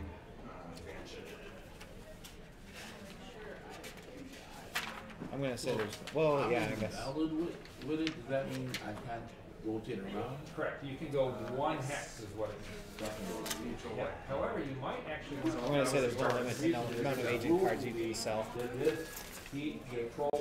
Well, I'll just sell this 3 again. Okay. And this is one I already used. Okay. What was the one that you used? That was the rioting that I put down. I just didn't hand it to you. Oh. And now I just sold that deceased. So I got my 3. Oh, place 2 unrest markers in the home region. Sorry. Yeah. It was already done. No. That was this card that I played. Oh, that was from the last time. I just didn't hand it to you. Okay, so then. Okay. So then mine. And for me. Now, I forgot. So on your. I'm just going to. Summon Bill. You should have taken 1 exhaustion and you would have slid it over to the side. And now on your turn. Discard this one first. 3 gold. Every turn you're going to lose an exhaustion. But it's on your action, not Bill's. And then that's all I'm going to do. What's that? I'm supporting his. You're not going to move your guys? Oh, my agents? Yes. Sorry, I'll go 1, 2, just to get some going. Move this one for 2 gold. Very good. So then after Bill, place another one so it starts in your territory, right? Yes. On my fourth one. Yep. Yeah, you got the extra one out. Fights his talents. And this has a bunch of text that says who he's attacking. But he's going to, at the bottom, he's going to attack the hero with the most HP between. Did you move mine when you meant to move yours? The wolf has 10, and you have. I don't remember getting there. I was somewhere over here. So the wolf is going to attack you. 1, 2, 3, and the 4, wolf, 5. the wolf There you go. hits on a 2. Move him there. So the troll hits you, and the troll does just 1 die 6 damage. Oh, Now, wait, you have armor. So if you look at the bottom, I have carry. yep, which is 1 point. So your sword blocks 1 point. It has a 3. For kicks. We rewrote it so it's more clear. My recollection is you have a buckler. So that was agent phase. So round. Now we go on to So you have a taxation. total of 3. So therefore you take your You have an already. Yeah, there you go. All right. So then next is between. You guys can all act in whatever order. Yeah, he said that's a good rule of thumb. He said 12. Everyone starts with 12. Yeah. And then, yeah, so I said 12. But all the swords give you +1 to hit. The sword class. So your sword is successful. 22. Yeah, so you'll attack with your sword. Oh, if I can reach. And then you roll your damage. The short sword does a die 6 and a die 4. So one of the reasons we made the D4s shaped like that is you roll these together a lot. We want them to both feel the same and roll the same. So, nice. Now you also Let me get another 5 in a row. have a shield bash. Shield bash. Normally you can't attack with your shield, but you have a discipline. 5 and 1, you said? Yeah. And you Because smack I just kept a little bank or here. you try to push the back. And this is the gold I actually have. So you would push it back as 1 hex. If you did that, Okay. you wouldn't be able to attack. Oh, we got all of our, everyone got their income? That's what worked out for you. So what does the barracks and the mercenary one do again? So barracks and a mercenary allows me to recruit those mercenaries. So which is like basically now I can recruit these units, which are just stronger than the regular units I otherwise could recruit. Okay. But then I have this tech that says 1 mercenary unit in spending phase from next turn. So now I can just get 1 of those for free too. But yeah. So now we can move into campaign phase starting with Robert. That's easy, right? And then 1d4 of damage. Yes, if you hit. But first you have to hit. Then you hit on a 0. And you did. So then you do. Oh, did you got go for your markets, right? Yeah, 19. Okay. Because I got 17 territories and 2 full markets. If you were to push them back, you would compare your strength, your might to the troll's might. And you Oh, so just for your awareness, one benefit of the barbarians is they get you get to shoot. barbarians gain the benefit of the gold, 1 gold for each market, even if they're not connected. If you have the peaceful agriculture development, not a huge thing, but He doesn't care about roads for his markets. I've seen that one. That's good. But then I can just throw markets wherever and they'll count as connected. yeah, they're like But they need to be in ports. they don't have they have to be in ports. Yeah, this just says home region. They have to be in ports for the benefit of trading. Trading is just an action with the agent cards. Which again, I wish I had. Say that again? I wish I had some. So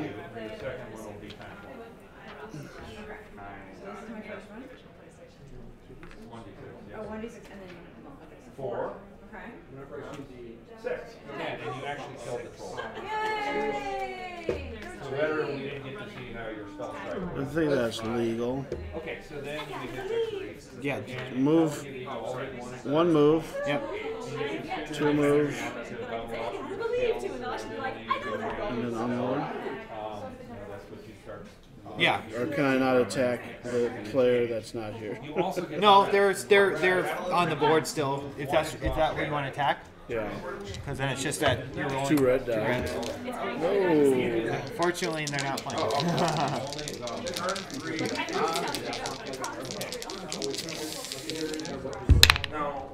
So a skirmisher and then no effect. No effect. So I've got no skirmisher. So I think we said no Your effect. final blow, the troll falls back and collapses in the beast is bloody. Peacefully conquered Carthage. How did we That didn't happen in history. I explained that. That's basically teaching you. You can use this to indicate. And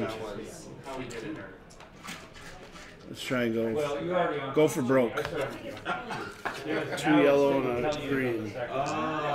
Oh yeah! Wow. Juicy. I want those Numidians. So 1 main and 2 main. 2 main. Yeah, they made up for it. This was harder. Those mercenaries put up more of a fight than Carthage. Yeah, they did. A woman in regal attire walks to the edge of her shaded platform and looks down upon you. Her jewelry is stark contrast to the splendid citizenry below. I can't remember the last time fresh heroes took down such a beast, declares the woman. Seeing as the That's that army done. one more thing to do. Either slaughter the beast or let it live. Which will it be, pirates? I tried to hit that. So do we kill the troll or do we spare it? How does it? It doesn't take a boat movement to load an infantry, so I can just hop in and then hop out. Alright, yep. So, no, it's -1 movement unit for both Army and Navy participating. Yeah, so the boat moved 1, Yes. loaded 2, 3, Yes. unloaded 4. Sometimes they really So that Navy's done. Yep. No, this one is less useful by So he can't hop across. He's got to just kind of sit there and wait. Reserve. You're talking about this army? Yeah. Because then and the boat would have to move there. Yeah. Interesting, they're so close. Because there's no port for The this. troll bellows as you But then how do you enter conquer that island? strike. As What are you talking guards about? drag away the troll's body, This island? you're led back through the iron gates. No port there. There's no port. Tarkin, however, does not look amused by your victory. Oh. Keep fighting like that. Ignore what too. Sorry. The arena Sorry. walls will swarm like Ignore what I flies. was saying. Careful, This was where was pirates. this? Those who reach It was there, yeah. Yeah. Ignore what I was saying. The ports, I guess, are only relevant for trade, I think, Or where you deploy your or deploy maybe. Navy. Yeah, what would happen? Like, do you know what happens Okay. if you choose to let the That was your first That was army. my first army. So what if just ending next to each other isn't anything? Correct. All right. So 2 green. I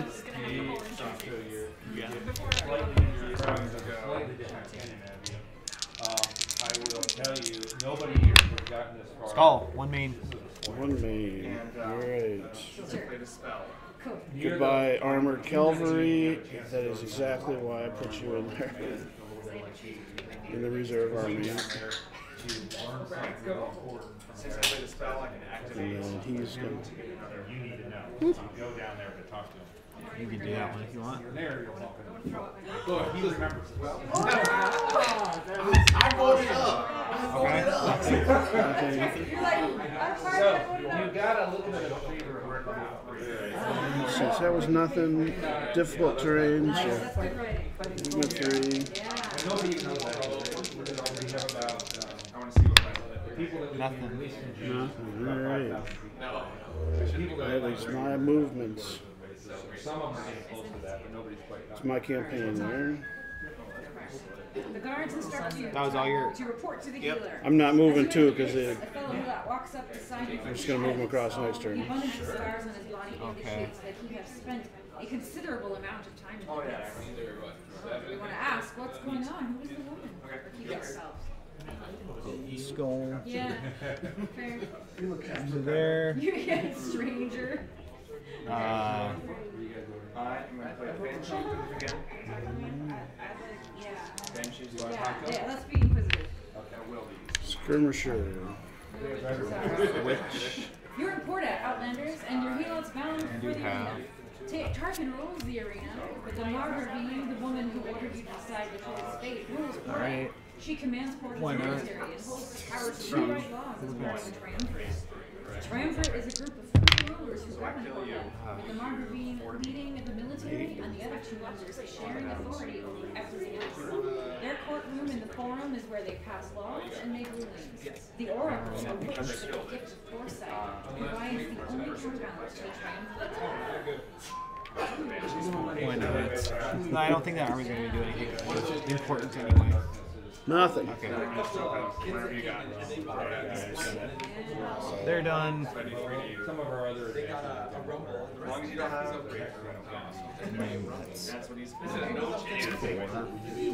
Go get some Egyptians. So, a little bit of Not a lot left in those guys, but why not? We'll do it. depending on how you go, you can end up in a position of significant power at the end of it. Pestoli people. And so you have influence over All right, and I think I should stop with those guys.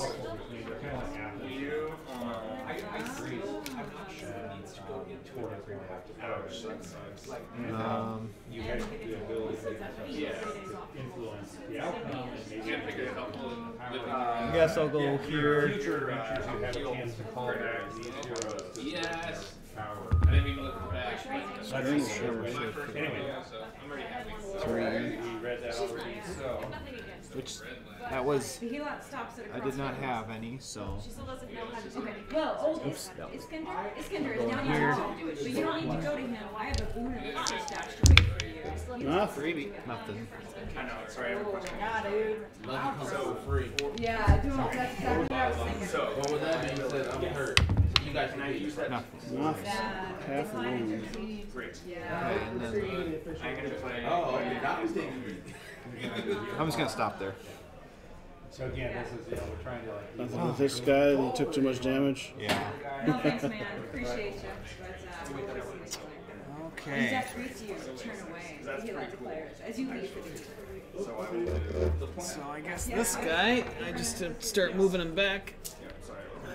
You make your way through dark tunnels in the subterranean complex to the healer's chamber. Since I don't have where an boats. elderly man addresses you. Welcome to the pits. I'm Iskender, and here to bandage you up. In my younger days, I had an axe. So they can get, they can people. If you have a boat, do you have to get off at the harbors? Or we decide you can We were get saying off that wherever? that was me making up things. Okay, so you can get off anywhere. If I put a barracks there, I could deploy the Navy there. Gotcha. Okay. That's what a part is saying, I think. And you have to you just play a ship card to get it out, basically. Oh, You have Because to I have buy. to, yeah, I have to buy a ship, Buy buy a ship ship card. Yep. to get your Navy. Right. So I'll have to wait until the end of this turn before I can do that. Iskender busies himself with your wounds. You have a chance to speak with him if you wish. Oh, nice. Alright, I'll still leave that guy where he was then. Yeah. Okay. I'll fix that.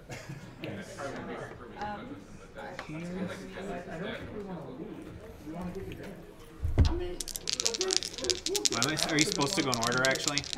Like no, you don't have to go in order. Alright, so let's remember that. Army 3. Yeah, it's that. It's mostly that aspect. So nothing. Yeah. I feel like I should have tipped them. There are two ways I've seen fighters escape the pits. Now, The easiest way, of is course, this is water to die. also difficult? The more difficult route Yeah, is good to buy question. your freedom. To buy your freedom, you mustn't be bought by an arena lord. Yeah. Then you have to manage to move on. 2,000 gold coins. Movement crossing major river / mountain pass. Yeah. Minus one to cross. Alright, so this will be the last move I can do with this guy then. No, because you already moved through mountains. Oh, okay. So I'm stuck. Unless you want to go say hi. Yeah. Your chambers are hard, but you're free Not to yet. the pits. Fighters are quickly locked in themselves. I think that army has some difficult travels. Oh, that is. So it's reducing his movement by 1. Oh, okay. So you only have 2 movement. This army. But, yeah. But it says can be canceled by forced march, whatever that means. Another event, I think. Oh, you just played that. I see. Yeah, I'm playing against. So if you have Force March, I thought you were saying about that purple army. No, this army here that you're just moving. So one skirmisher. Two. Do not have skirmisher. This is, I think, is definitely one that I would paint the minis. Yeah, no, he has pictures of the production minis painted. It's they look really nice. All right, so this guy can only move one more time now, right? I think they have a pledge too, where they have like actual printed components too, like 3D printed buildings, which make the game look a lot nicer too. Main. Yeah, comes with all these. Oh, wow. So we have almost. That's what's nice is because you're not overwhelmed by a ton of minis to paint. You just have like a few generals. Alright, so last I got that one. Let's see, we'll go here. Doesn't come with the activating book. Don't come with the rule book, hero sheets. One main. It's Army 1, right? Over there? Yes. People use it that they've been playing, got like these other books, and they're like, So then this means I'm facing 3 yellow dice to take that over. But the advantage is I can get a barracks, and then I can buy better cards. You can buy the Iberian. They're called Iberians. Where are they? And those are mostly, they come into play when you're fighting another army. We haven't released the last. The cards themselves. Correct. So it's Iberians. Am I blind? I don't see any. Yeah, it is complete. Yeah, unless I like. I don't lose attack on here. Because I'd like to know what the heck you'd be able to get. If we're playing this by ourselves, is it still like? Because you still play with like. You need 3. Unless it's those guys, but they didn't say. I didn't know what those were for, to be honest with you. War dogs, incendiary pigs, flaming logs. Oh. I see. There's Hispanic here. Yeah. Okay. So I'm gonna make a logic call here and assume it's these Hispanic Scooty Tooties and the Hispanic cavalry, just because there's no other Hispanic mercenaries in all of Spain. Okay. So all right, we'll go for that one. Yeah. Okay.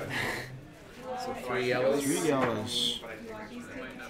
The biggest thing is when you take the starting heroes, I'm going to keep them separate. So we got a skull, skirmisher, and only one blank die.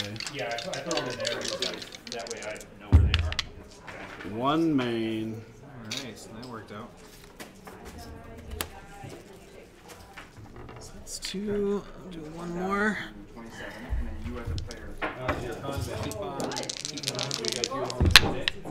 Nothing. I think that's it for my armies. Okay, so that's the campaign phase for all 3 of us. So now we move into spending. So just like last time, simultaneously spend. Immediately switch Imperial deck. So Card deck.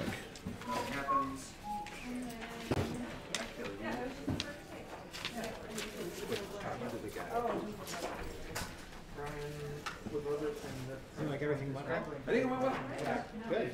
So thank you. Looked like you had a nice attendance all. We did. Yeah. Or no, yeah. Started off like I was worried like the first couple weeks. You know, I forgot. I had to do it. I forgot to bring them. But if you if you just Google Paracle, it should come up either on Amazon or our website, and then my email's there. I can give you my email if you want. Hey, but you guys gonna be around it? Yeah. So at 6 tonight we're doing a wrap. Yeah. But if you want to email me, you can email the email that's on the website.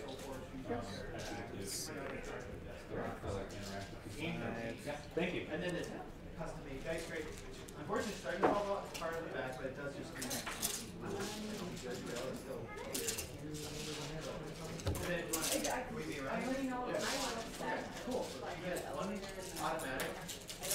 I don't know how he tells this apart, but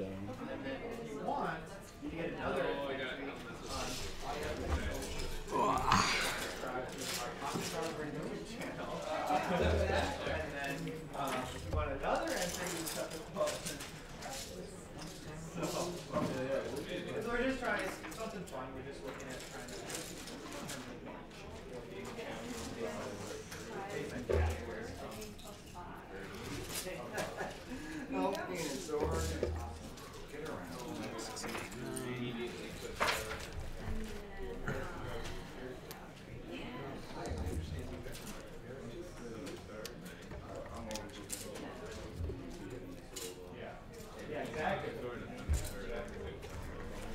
There's a lot going on in this game, that's for sure.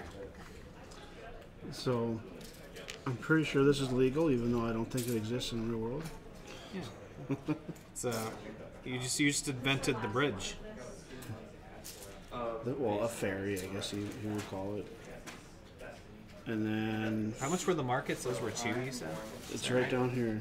Market, barracks, I don't have new, them online. general. So that's why I keep asking. Barracks and markets and stuff aren't online. Then do you have to upgrade to buy? Not really, because I have this like markets in home regions benefit, you know, so it's just missing 2. This is like custom built. I think these screw. Okay. So that was free. And then if you're an actual yeah. For sure. Barracks. We'll stay in touch. Yeah, okay. But yeah, thanks for coming out. I appreciate it. And Hopefully you thought I thought it was good. Yeah, it was very good. I appreciate it. So thank you. And yeah, you have my email. So Yes. Yep. Good luck. So you can only do 2 of each type of improvement, right? Yeah, That's I'll what we reread. Yeah, determined. it's 5 total, no more than 2 of each type. 5 total improvements, like globally. Except, yeah, let me read it one more time. So with the exception of roads, you may only make 2 improvements in a single region in a round, a maximum of 2 of each type in total, and a maximum of 5 regional improvements in total in a single round. Okay. Very, very descriptive. Yeah. I still so I got a free road, and then 2 fortifications, 2 markets. So I think you're fine. Yeah. Because the roads are separate from what I just, from the 5. Mm-hmm. And then switching to the Imperial deck, does that affect my armies right away? Oh, I bought which is like So just What's the switching deck for? Is that a tech improvement? yeah, it just improves my units. Gotcha. take your enemy land. 5, 6, 7, 8. You know what? I like the art. So that's 8. You can no. Oh, I didn't take my second turn. That's why. Because actually, I have -1 because I played 2 because I got electron. That's totally fine. If I could take out the whole section of party units, I would. I'll do. My issue is right here. Oh, it's this section. Right, but is it better than terraforming Mars? Let's see. Okay, we need to play terraforming Mars. Yeah, it's okay. I also don't think Queen Domino is better than Castle Bird. Yeah. Which I don't know. So what did you decide with this recruit Scorpio unit from next turn? Recruit Ballista units from next turn? So that means you can start purchasing them. Yeah. There's nothing wrong with Queen Domino. It's just that the issue I had with this section of the bracket is that terraforming Mars and Queen and Castle Burgundy are 2 of my top 5 games of all time. Yes. And having to put them against each other like that is the same on this side with Betrayal versus Carcassonne. That's the one I want to change actually. I went with Betrayal, but I think I actually want to switch to Carcassonne. I think Carcassonne is a better game. Yes. Inherently. I'm playing Legacy right now, so my brain, my heart. Yeah. But I think if I'm being honest, Carcassonne beats Betrayal. Yeah. Ooh, did you hear that heresy? Yeah, that's wrong. I didn't even think you'd go for it. I've never heard of them. 2 for. where you've got cards that dictate the order that these colored races. Nick, thanks. Yeah, thanks. You have a good rest of your weekend. Yep, you too. Thanks for that. You're one champion. You got like 2 you're trying to move, and the other card is like blocked off, and 2 running. All right. Oh. Made it through 2 turns. Making progress. Making progress. I did 4 upgrades if you want to give me a point each for those. Oh yeah. 1, 2, 3, 4. Now I have no money again. I tried that game today because they're set up in the vendor area. Yeah, I think this is a game where when you're spending, there's pretty much no reason to hold on to your money. It seems like Well, it. the only reason is to be able to Bid on the bid turn for the yeah, first I guess, turn. yeah. Which maybe at some point has bigger meaning. Yeah. So my question is, when I change decks, do I change my Republicans to Imperial in my armies? Well, let me quick read through that because it's a good. The Marian Reform. The Roman faction has developed the Marian Reforms, which converts all their Republic legionaries to Imperial legionaries, Italian infantry to Imperial auxilia, and Allied cavalry to Imperial cavalry, termed the Imperial deck for ease. When you purchase this development, immediately take the Imperial troop cards and that were set aside at the beginning of the game and put the Republican troop cards noted above away. You cannot recruit these anymore. The first time each existing army is exposed through a battle or a spy action, switch the cards, thereby allowing some or all players to check the swap is correct. Replace veteran cards with equivalent veteran cards where possible. So I think the short answer is yes. You just replace. Oh, and then any velites remain, representing residual skirmishers. Yep. But you may not recruit anymore in the future. Nope. Yeah, all right. No, exception. You can recruit ballistae and onager cards from the Imperial deck, even without these reforms. So. I'm so time blind with playing board games. I have no idea if it's been 2 hours since the last time I snacked on one of the cookies that was in my bag. I think it has been. I think I'm safe to take that. I mean, my Legionnaires just got better on the hard terrain. I'll know. Like, oops. But it also means that they're running out of like, so I think I want to take this now. Italian infantry go to Imperial. No. Last night I think I just ended up taking. What did it say the Italian infantry goes to? I think it's just Imperial. Imperial. Oh wait, did I? Yeah. Is that a? Yeah. It should. There should be to Imperial legionaries, Italian. Oh, sorry, Italian infantry to Imperial auxilia. Auxilia. Oh, I did this wrong last time. I haven't yet. When I upgraded my zombie, it would have come up and done damage to you.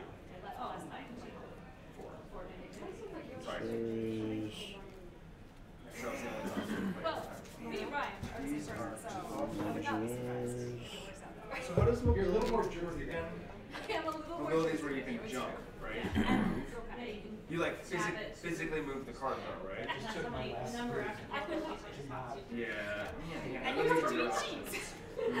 Hey, we both shared that love. You don't.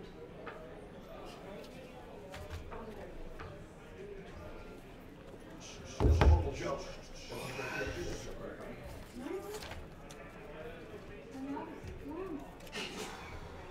Would you like a sport or snack?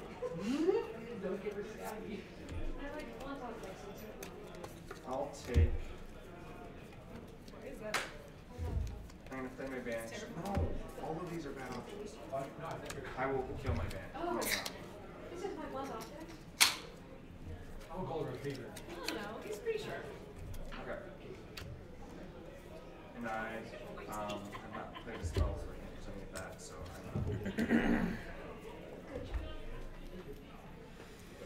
Are we doing gold now? I was finishing I'm spending. still Okay. spending now. oh fuck. I don't know that one. 8. You mean you're not sure? So there's a limit of how many RP cards in an army? 8, so it's 16. There's a limit of 6 main cards. 6 mains. Okay. Oh, Got it. Not this one. I think this is something very So then I have to go back and I guess I should probably spend one more. So it's like I said. Okay, this Hold is. on to money. I think I was maybe not reading the, whatchamacallit, these latest ones. So like it says the maximum size of an army is 10 cards plus 1 general. Okay. An army must comprise 2 to 6 main battle cards, up to 2 skirmish cards, up to 2 artillery cards. So what happens if you run out of mains then? Oh, you should never run out of main. What do you mean in your to buy? No, like if you didn't have any mains left in your army, then you're No, done. if you're down to 1, even if you're down to 1, it goes away. Okay. Yeah, so that's why it's 2 to I thought it 6. was like it goes. Then you start losing your general and stuff. No. No. Okay. I got you.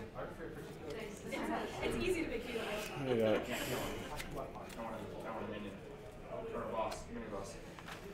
think that's my first license. Players are allowed to discuss and coerce as desired, There you go. but only allies can Table share. talks allowed. only allies can share. Let's see. I need. That was a spell, so. Yeah, sorry. I mean, the rule, just to clarify that part, if an army is reduced to a single main battle card at the end of a battle or at any other time in the game, it's destroyed and removed from play. All troop cards and the general go into your reserve stack. Okay. It's okay if you are. And then I'm gonna activate. Good to know. Activate this to give +1. I don't know, I'm like a something. Which is a 7.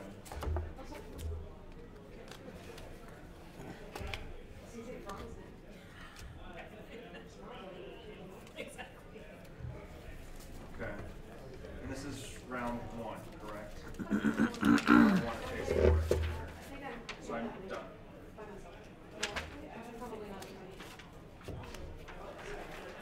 That's why I like these, because it tastes like beer.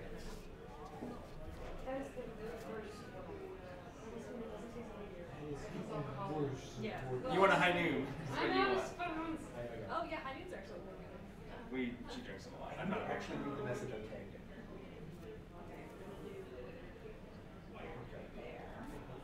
That makes sense. Yeah, that's fair.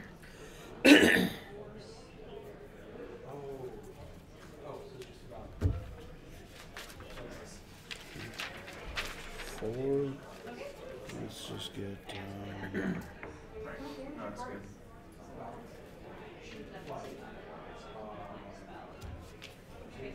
So repurpose. Repurpose only comes into play if I replace it with one of my static guys in combat, correct? Yeah. I just want to play perma. Yeah, so then you'll be re-on. Right. Yeah, I just like. Blue is too fiddly. It's not. It doesn't have the oomph. Like the only thing I like is the Mega Gizmo. That is pretty neat. I'm gonna use this for shield. Both these have 12 shields. For a growth organ? Oh, you're kicking it in right now. Parsing now. It's a little bit of a thing to start counting your territories in this. They're just kind of all over the place. Yeah. You almost. I was playing this game called War Room. I don't know if you've heard of that. It's like this giant World War II game. But every territory has a card, and so at the start of the game, everyone has a card for all the territories they have. And then over the course of the game, you might trade them cards, but they all have the value that of resources that they give you, so you don't actually have to like know on the board, you know, that you have whichever territories you have all these cards. So you just quickly. It's no different than like Twilight Imperium uses the same thing where every planet has a card, so you don't actually have to look at the board to know. You just look at your cards. So I almost think that would be a benefit for this game, but I think this is the.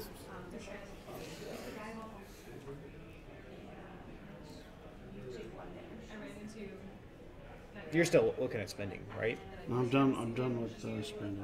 Okay, and you're done too, right? Yeah, All right. I actually did the money. That's what I just did. Taxation or whatever. Well, That's the last Technically, thing, right? no. Technically, initiative then taxation. Oh. Or no. We're Actually, still counting up our I will to set see it how many aside. points we got. Yeah. We're finishing spending. We finished spending. I think we finished spending. And now we start a new round. Yep. Which starts with initiative phase. Don't we count up for victory how much points? we Yeah, have? so we can do that now. Yeah. Is it just over 20 you get one, or is it over another threshold? you Yes, get another yeah. one? There's more. So it's 20s for 1, 25 is 2, 30 is 3, 40 plus is 4. Okay. So we got 28. So then 2 for red. I think I have just over 30. Which is 3. Oops. The markets count, right? I have 1, 2, 3, 4, 5, 6, 7, 8, 9, 10, 11, 12, 13, 14, 15, 16. No, you were a delight. Plus palate cleanser. 12, 28, which is 2, what I was saying. Okay, we're already Okay. it. You don't have to say it. So that was victory points for that. Now we go to initiative phase. So, Alright, so let's see how many of these do I get. So I get 2 extra cards. And I got 2 upgrades. So. oh, okay. I didn't count those. Did you do upgrades? I You did mine because I did his. I don't think I did yours. So you're saying you should be at 7 then. Yeah. Alright, so I need 2 action cards to get up to 7 total. First we do initiative. Never mind. Yep, I'm confusing that. All right. So. What do you want to bid? Yeah. What? I've got All nothing. right. I've got $1. So you again. Hey. You can go first. Are you right. here for an event or just checking out the? I kind of came to check it out. Yeah. So we're. Chris actually talked it up Which yesterday. direction are we going? This is round 3, I think. Brian? We're in round 2, pretty sure. Live stream seems to be going well. Let's go clockwise. Seems to be. The designer was actually. I'm pretty impressed with how it was working out, to be quite honest. Yeah, from wherever he said, and Yeah, he's like a little north. I'm like, hey, that's where Simon is. And he's like, well, that's a little north of that because he's somewhere in the UK.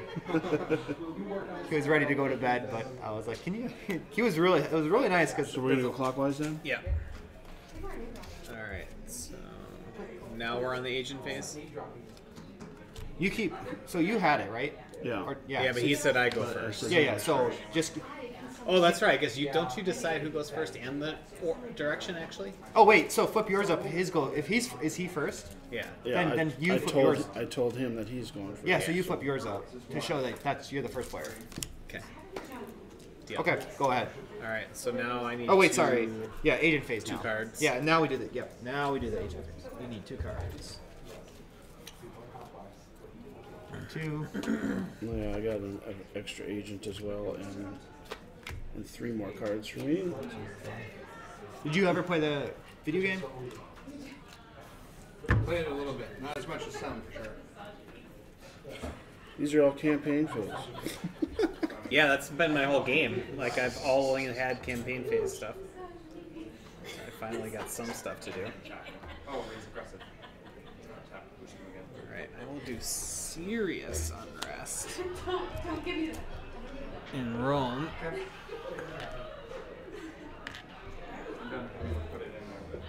Where do I hand these back to you? Yep.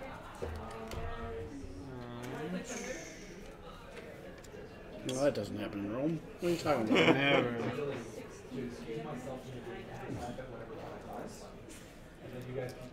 No, we're all gonna be playing.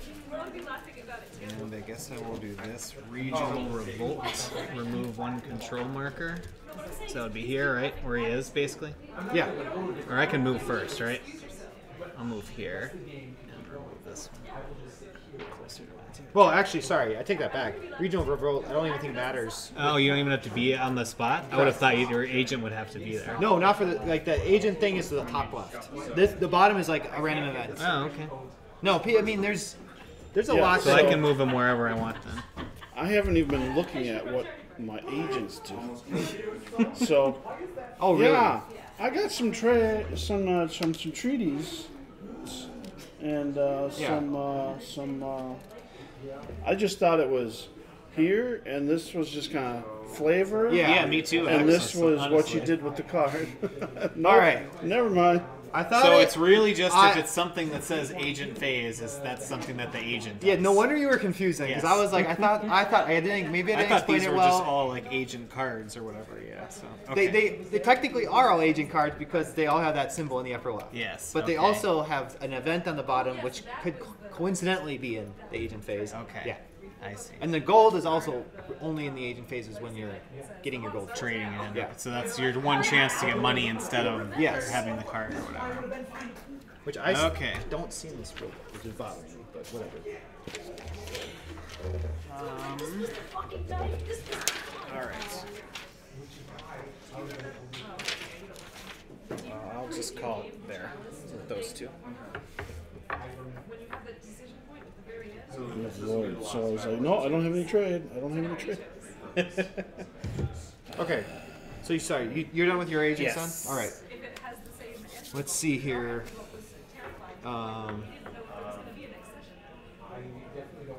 So the events just happen.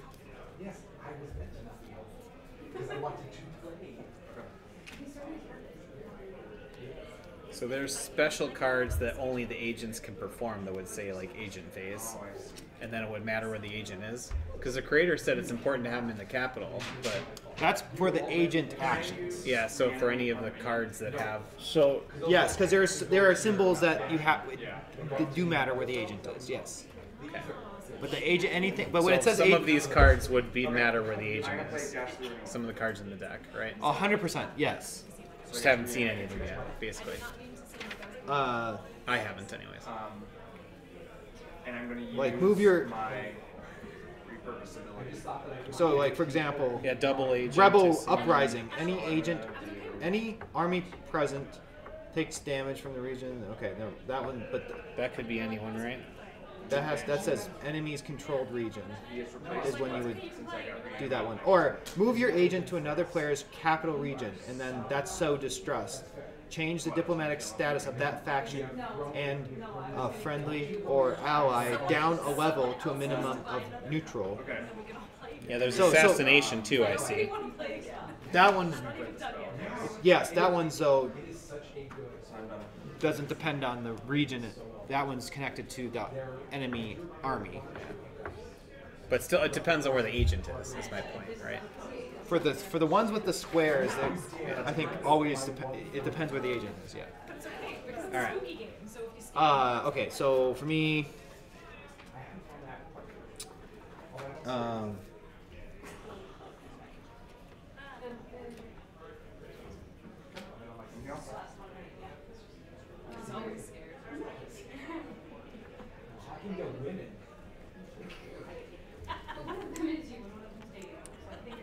We're terrifying.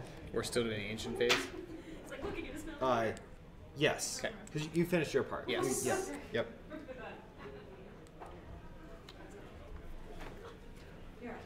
when do we get our money then? After this, I think. So the number of times I've wanted to put that on a cake. Did I? Because this is wrong. Yeah. It was agent then taxation. Yeah. Okay. So okay. So for example, I'm going to do. Because I have going that I can hire mercenaries. So that would be a reason to keep money left over, because I don't have money right now to hire mercenaries. I asked every person who walked past. Oh, I see what you're saying. Recruit mercenary action. Buy a non-veteran mercenary card of your choice from the region. Yeah. Sure. Okay. So that'd be a reason. That's to another keep reason. money. All right. I'm going to do with this guy. I'm doing the agent action, which is protests. Which I just have to be in another player's region, and I place one unrest. One unrest. He's starting to get So what does one mean? one unrest. Yeah, versus the two. Does it? Is it just you have to pay more to get rid of it? Exactly, and it only subtracts one opposed to subtracting two. But you know, most of these are only one anyway, one gold income anyway. So that guy's done. I gotta start doing this just to keep track of things better. Okay, so then my other one is in Rome. Well, he's in. Or somewhere in Rome, somewhere near Rome. Near Rome. By Rome. The other side of Italy. So he's in the heel.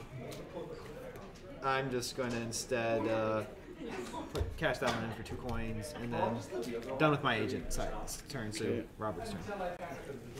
So an extra agent. Again, it's going to be home territory or a garrison for agents. Where they start? Where they would start. I think it has to be any with the red box over Yeah. there. Turn in your wrong bracket. Incorrect.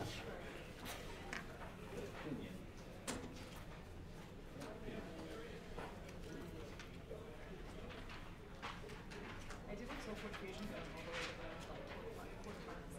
Really? I'm bored. I'm curious to see how all this is.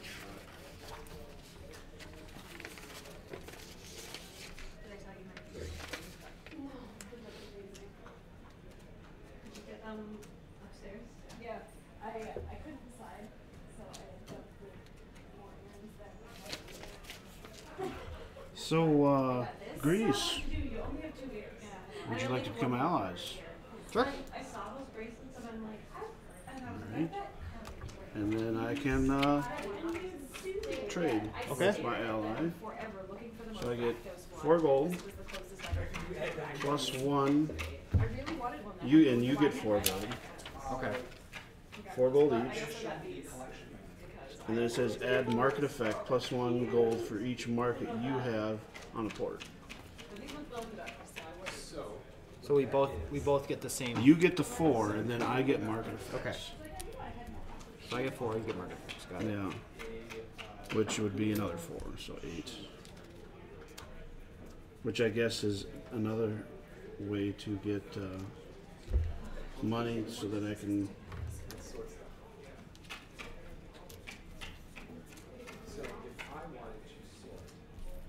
And then I'm gonna do what you did here.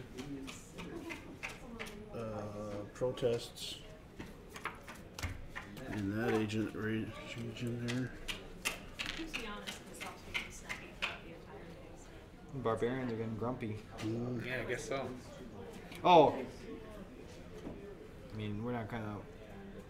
I forgot about this part too, but these guys were are next to each other, so. Yeah, I have this here now, though. Oh, you got that? Okay, yeah. Never mind. Was it? You know what you're doing. This one. Yeah, fighting adjacent armies Barbarian. no longer applies. Okay. So they don't fight each other now. That was. You've got a friend. That's my first upgrade, so I didn't have to worry about it. I suppose now, after we've sown Discord, now we get our money. Got it. Yeah, so I'm gonna actually have to lose 2 from when I jumped the gun because of your unrest. You're gonna give me like, let's see, yeah, so I should get 29, I think. So 3 more. Thanks. And yeah, that's during spending when I can police my unrest. Which I did not do. 5, 6, 7. So 10. And then if you're looking for like people you really like beasts, then you or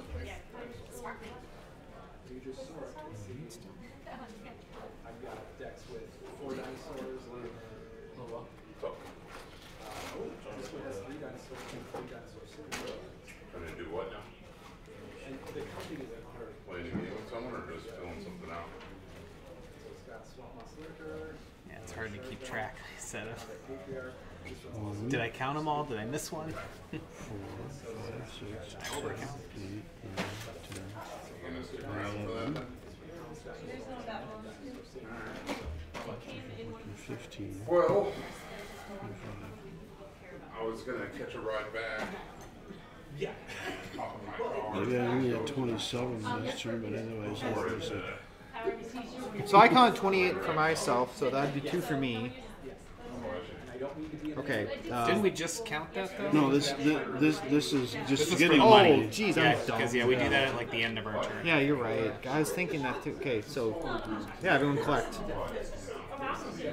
What do you? Oh, did you? You already got your money? I did, but I gave a couple back because of the new unrest. Oh yeah, because you did it. Yep, I did it early.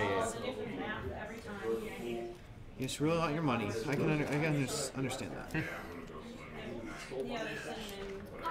All right. Money's done. Now campaign phase with the barbarians. Okay. Is he gonna come into theater? I don't know what I'm gonna do yet. I'm gonna start over here where it's easier. 'Cause there's no one around here. That one. We're going to. Ooh. I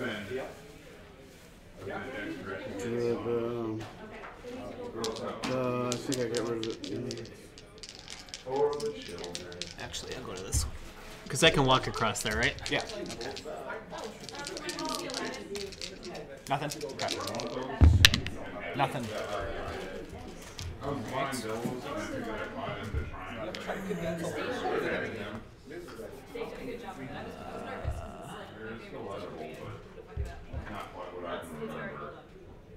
They changed the story, so I got like. Yeah, I'm here. Oh yeah, Upper does not exist. Yeah. I mean, I guess I was like, how do you make it? One main. I brought some petty cash to spend, and I spent all of it. I mean, you know, buying souvenirs, buying charity stuff. I spent most of it on the charity stuff. One main. Yeah, Alright, that's it for that guy. well, I spent like one on the rack, and then I spent Go here first. 1, 2. Which one is that? Like 2? Yep. Yeah, I spent $30 on Me? the charity. So all told, that's gonna make $20 back. And then the rest I spent on, like I bought. Stop him there. Because that deck's getting a little thin. And this one. 1, 2, 3. That's number 4. Take 1d20 damage. I'm tomorrow off of work and I'm really excited. Nice. Oh yeah, President's Day. It's heavy enough that it For that one. Wait, is Dreamers open up after this? Out of green guys. Yeah, but we'll just put some yellows up there because it's kind of off in the corner. Yeah. No, I already had it. This is And And then I don't set think for him. Carthage needs his green marker either. Oh yeah. Here, I'll take it. So all I got left is this one. How healthy that one is. Just go here. 2? Yep. 2 movements? I'll just the only movement I'll do with him. I think. You don't want to go to Malta? Malta? Nothing. Well, now maybe I do.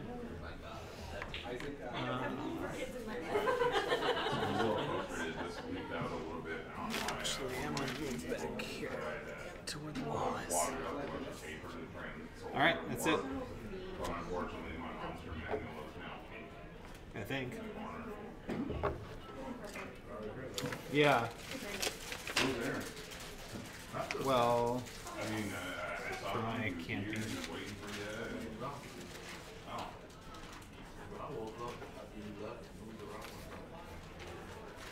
So I think, I mean, for the sake of making it interesting here with only not a ton of time left, I was going to go in here for 1-2. And I guess since there's no, I just fight the standard. It's just the regular? Well, that's what I want to click. Or if it's an extra die or something, if it's occupied first. That's what I wanted to quickly ascertain. Well, my game plan is to catch a shuttle back and use the bathroom. So it's not a home region, yeah, so it's not garrisons. But head over to Michelle's as soon as I can. I would definitely like to leave right at 6, so. Yeah. Well, let's just simulate, try to get through a battle. That's what I wanted to do. Let's just attack three. That's what I was going to do. You want to do your? Let's okay. That's fair. You're next. I mean, I don't know if there's gonna. I don't even know what I have in that army. If you want to do yours, that's fine. We should do a combat. Let's do it. Let's do a combat. All right, fine. So, let's try to get through the steps here as quickly as possible. So there's no terrain on the board, but there is a fortification. Yeah. So the I was trying to figure that out. The walls are important if you don't have an army there. They make it harder for you to take it. So it's kind of like having. It's like walls. It makes it harder to take over if you have no army. But it doesn't help if you have an army. I'm not seeing any obvious connection with how it helps if you have an army there when you're fighting a battle. Okay. That was part of the reason I moved back to the walls, assuming it gave me some army. Yeah, well, it's a fair thought process. Unless, well, actually, let me backtrack. What?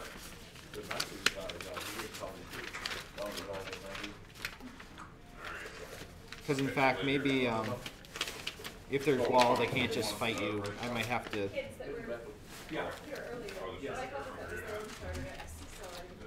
Yeah, we can't really look it up online because the rules aren't out. Well, I have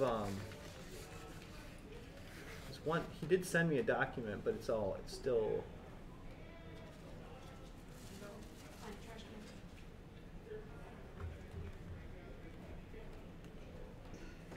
Here.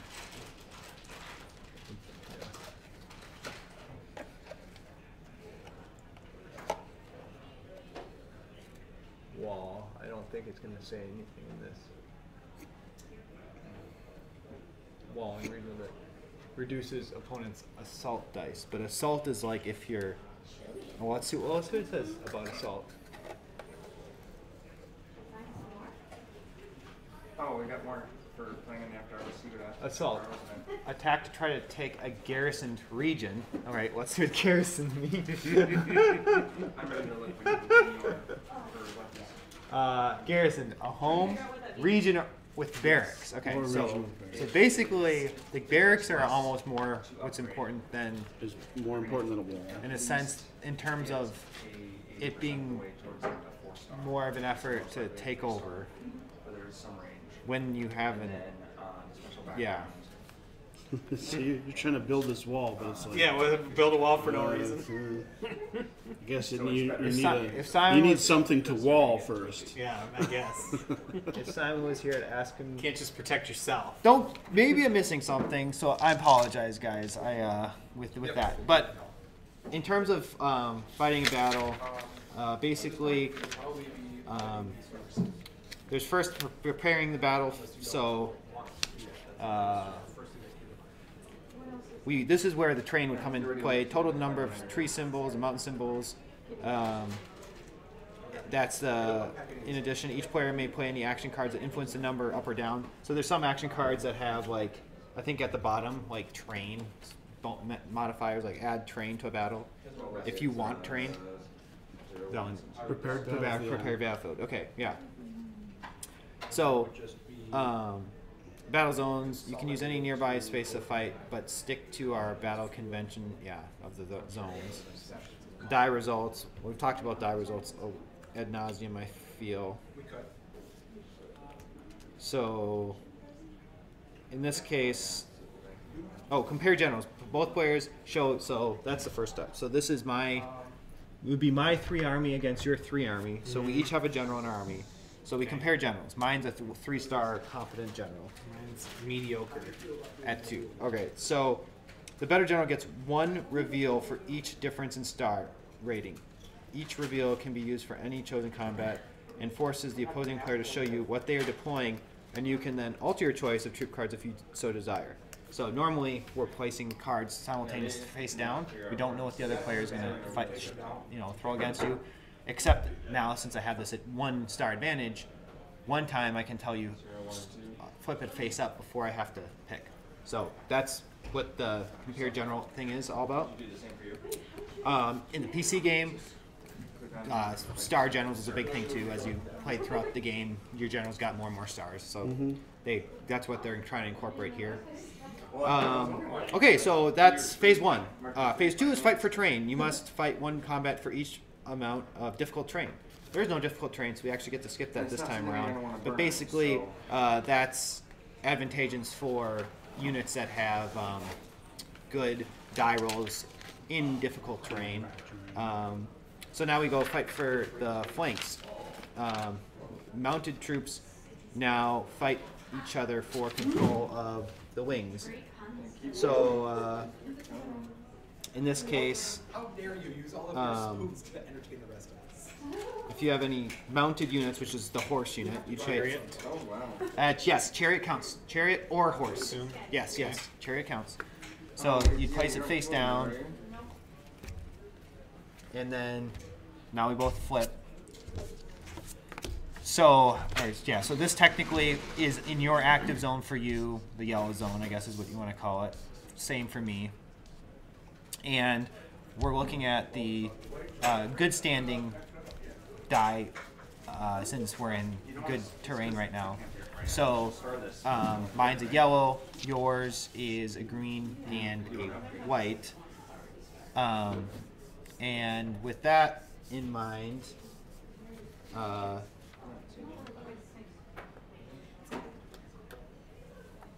yeah, both sides now declare how many main battles they have in the fight for the flanks, and the lower number is how many combats must be fought. So technically, we would say how many cards we have that qualify for Fighting for the wings. how many mounted cards we have. I only have 1. Yeah, me too. So it's 1 each, so we're going to have 1 round. Do you use Swampert? And then Okay. That is a main battle. So you could have cavalry skirmishers, which is not the case because this is not a skirmisher unit, and neither is yours. But that comes into play here potentially if that was not the case. And so when we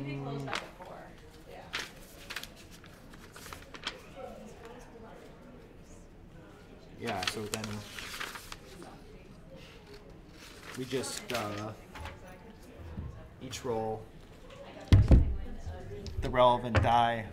Its damage is simultaneous in this case, so I'm rolling a yellow. This is a half kill or a half wound.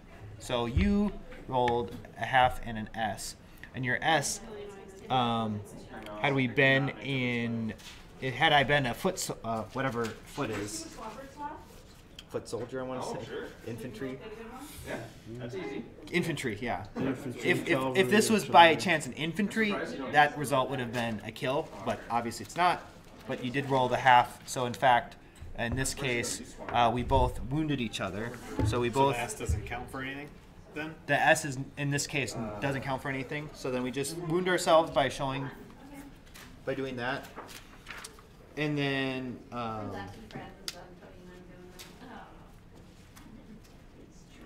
Once all combats are done, the player with spare troop cards keep them in hand and can either throw them. Okay. So then, but that is not the case anyway. So now we would move on to fight for the center. Remaining troop cards now fight for the center. So what happens with these? They just are hanging out now? Yeah, that's the. Look, it's just. I think they actually. That's where I would have to go back and clarify that probably in this. We know what we're doing. They might actually even come back to this safe zone, but for now we'll just say that they're off to the side, and we would then go through the process of putting out our remaining cards. So I would just like place that one down, for example. We would take a rest. All right, so then we flip. So in this case, I'm rolling a green, and you're rolling white, sword, and blank. So then your guy would get tilted to the side. And now I think, Yes. Oh. I don't know if the previous phases carry over, but I think within the same phase, a wounded card definitely stays where they're at. My card, since it wasn't wounded, goes to the safe zone, so I pull it back. Basically, it's not going to be at risk of getting killed for the remainder of these fights. So then we do another card selection, and something to keep in mind is when you're picking cards.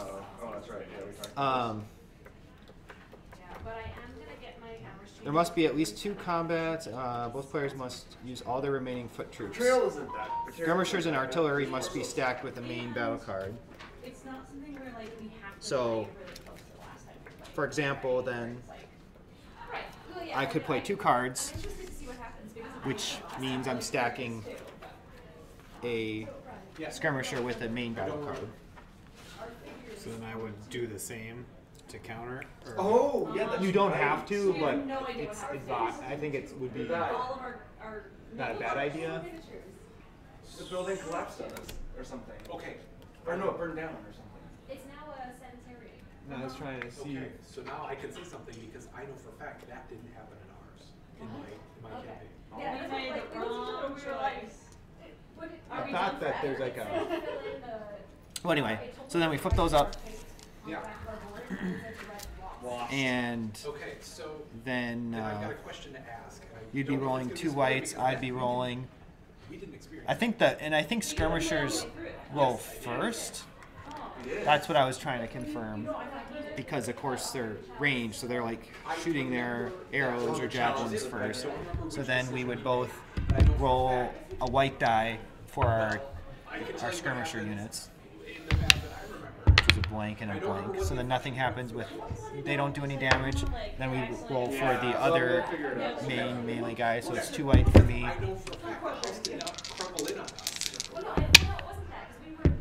So I got an S, which for this guy has, or S or cross result is a stop symbol, but I think it's a horse or a but it's horse or a chariot. So in this case, it still doesn't mean anything. I'm curious, of course, what that symbol means. So the spoke. We still lost.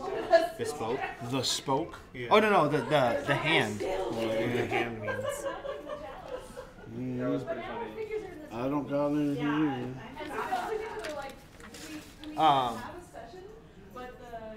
So Didn't say we were done. I'm kind of going super fast through combat, but for your sake, Robert. The other big thing to note about this project, or the I don't want to know. There's too many spoilers. I'm not looking. I'm not looking. Let's go guess though. Is that like open it up and it's gonna have something inside it that we're gonna play as? Oh no, I was thinking of Risk Legacy. Sorry. Yes. Risk. We'll probably have to wrap it here. That's the original, technically. It came out first. So Risk Legacy is. by the way, the weight pledge is open until, like I said, the end of the month. The thing that isn't shown off in this, well, first of all, there's tons of expansion factions. So this is just 4, but they have 8 for in that expansion pack, plus more in this Alexander expansion pack. So tons of additional factions that are all asymmetric, and each of those are going to have very unique types of units. But then they also have, oh my gosh, I literally Yes. they have the miniatures, but then they have this battle play expansion, Where one person has to wipe which everybody out. I think this is going to be faster combat resolution at the end of the day, but this type of battle resolution is much more obviously dimensional because you're laying out your troops on each side of like a board, and then you actually have terrain pieces that you're putting out in the middle to represent the actual terrain that you're fighting on. So it's much more of a thematic combat resolution experience. The downside is it does then take longer. So if you're playing this big game that's already kind of long, to do this for every battle it's up to the players, but that might extend the game length. Sure. So a big part of the PC game was the actual combats that you're fighting. So to me, I'm glad that they tried, because originally I was like, oh, this is how you resolve combat. This is too simplistic. But I can understand that you're only going to want to spend so much time doing especially the smaller fights, you know. Sure. And that's also like the PC game. A lot of times you could click a button that says instant battle resolution, so you don't even bother like fighting a simple fight to save time. So thanks for both you guys showing up to this. I know I wasn't as well versed on the rules as I'd have liked to be. Originally 4 people had signed up, and then today it dropped down to 1. Then down to one available, or no, 1.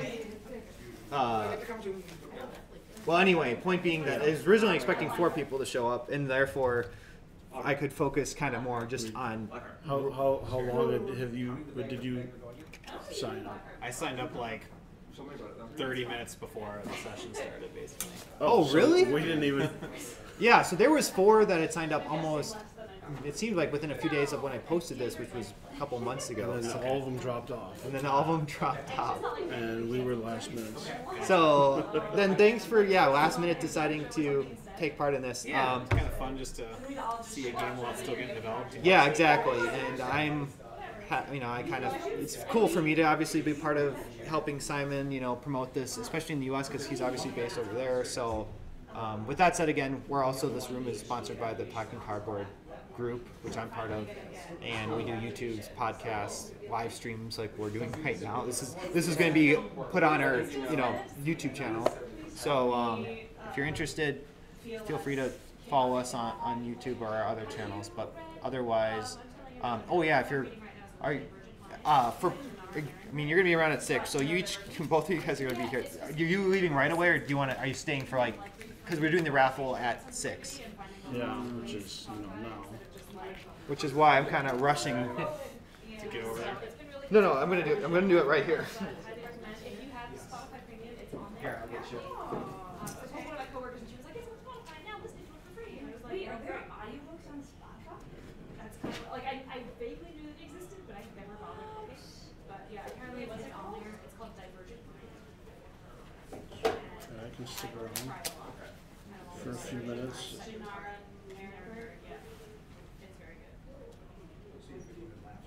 Alright.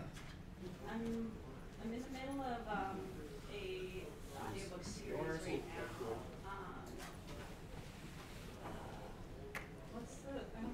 Do you know which room the board room is? It's just called board. She's devouring it. That is the main Excusing hall. yourself to go drive around. So we're doing one. There's the lobby, and then where the vendors are. You just keep walking. And there's boardroom 1, boardroom 2 on that wall. And there's a big sign that says chess, something. Less than a week. Well, it's helpful that we've been driving back and forth between conference too, because I also have to go back home and let the dog out. Come back, that kind of stuff. So.